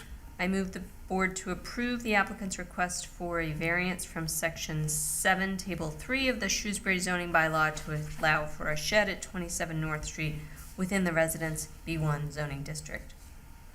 Second, Second. all in favor? Aye. Aye. Aye. So moved. All right, I think that is all that we have for this evening. Yes, Griffin? There's the new business. Oh, Vote to correct the decision filed. on which one? It's for 101 Grove Street. 101 Grove. Yeah, It's from May. Yes. can you just So I remind just us? make a motion? Which Yes, which correct. was 101 Grove, The sorry. date's wrong on here. Correct, And yes. We came through so much on this, everything will be perfect. Oh, that's why you're Not messing here. around. Yeah, so We the came on this. the date in which was stated as filed with the town clerk was incorrect. I see. So it has since been corrected, so the board needs to vote to correct that decision Do you want me to read? filed. I think it would be appropriate. Yeah, just let's read this. Okay. So I would propose that we approve the following vote. A vote to correct the decision of the Zoning Board of Appeals regarding the application for a special permit at 101 Grove Street. I would propose that the vote be the Zoning Board of Appeals hereby approves and authorizes the correction of the written decision issued by the Zoning Board of Appeals on May 27th, 2026, entitled "The Decision of the Zoning Board of Appeals regarding the application for special permit for a property at 101 Grove Street," and filed with the town clerk's office on May 28th, 2026, such that the first sentence under the heading Procedural History on page 1 of 3, which currently reads, "An application form of appeal was filed in the office of the Shrewsbury Town Clerk on December 29th, 2025, shall read as follows: An application form of appeal was filed in the office of the Shrewsbury Town Clerk on April 24th, 2026. The correct information should be referred to and incorporated in the decision as if originally included, and the Director of Planning and Economic Development is requested and authorized to file a copy of this vote with the office of the Town Clerk. Okay, can I get a second? Second. All in favor? Aye. Aye. So moved. Sorry, oh, so sorry you had to wait. Yeah, sorry, We didn't very know you were sorry. here. Oh my God, you must be exhausted, poor guy. Okay, all right, that looks like that might be the end of our journey here for this evening, so if I might get a motion to adjourn? What about 101 Grove Street here, new business? Did we just did that. Oh, so I can't hear, that's why That's things get tough for me. We're gonna work on I don't that, even know where actually. the hell we are. We have a plan, so we're gonna work on that for you. Very good. Okay, can I get a motion to adjourn, please? I move to adjourn. Can I get a second? Second. All in favor? Aye. So moved.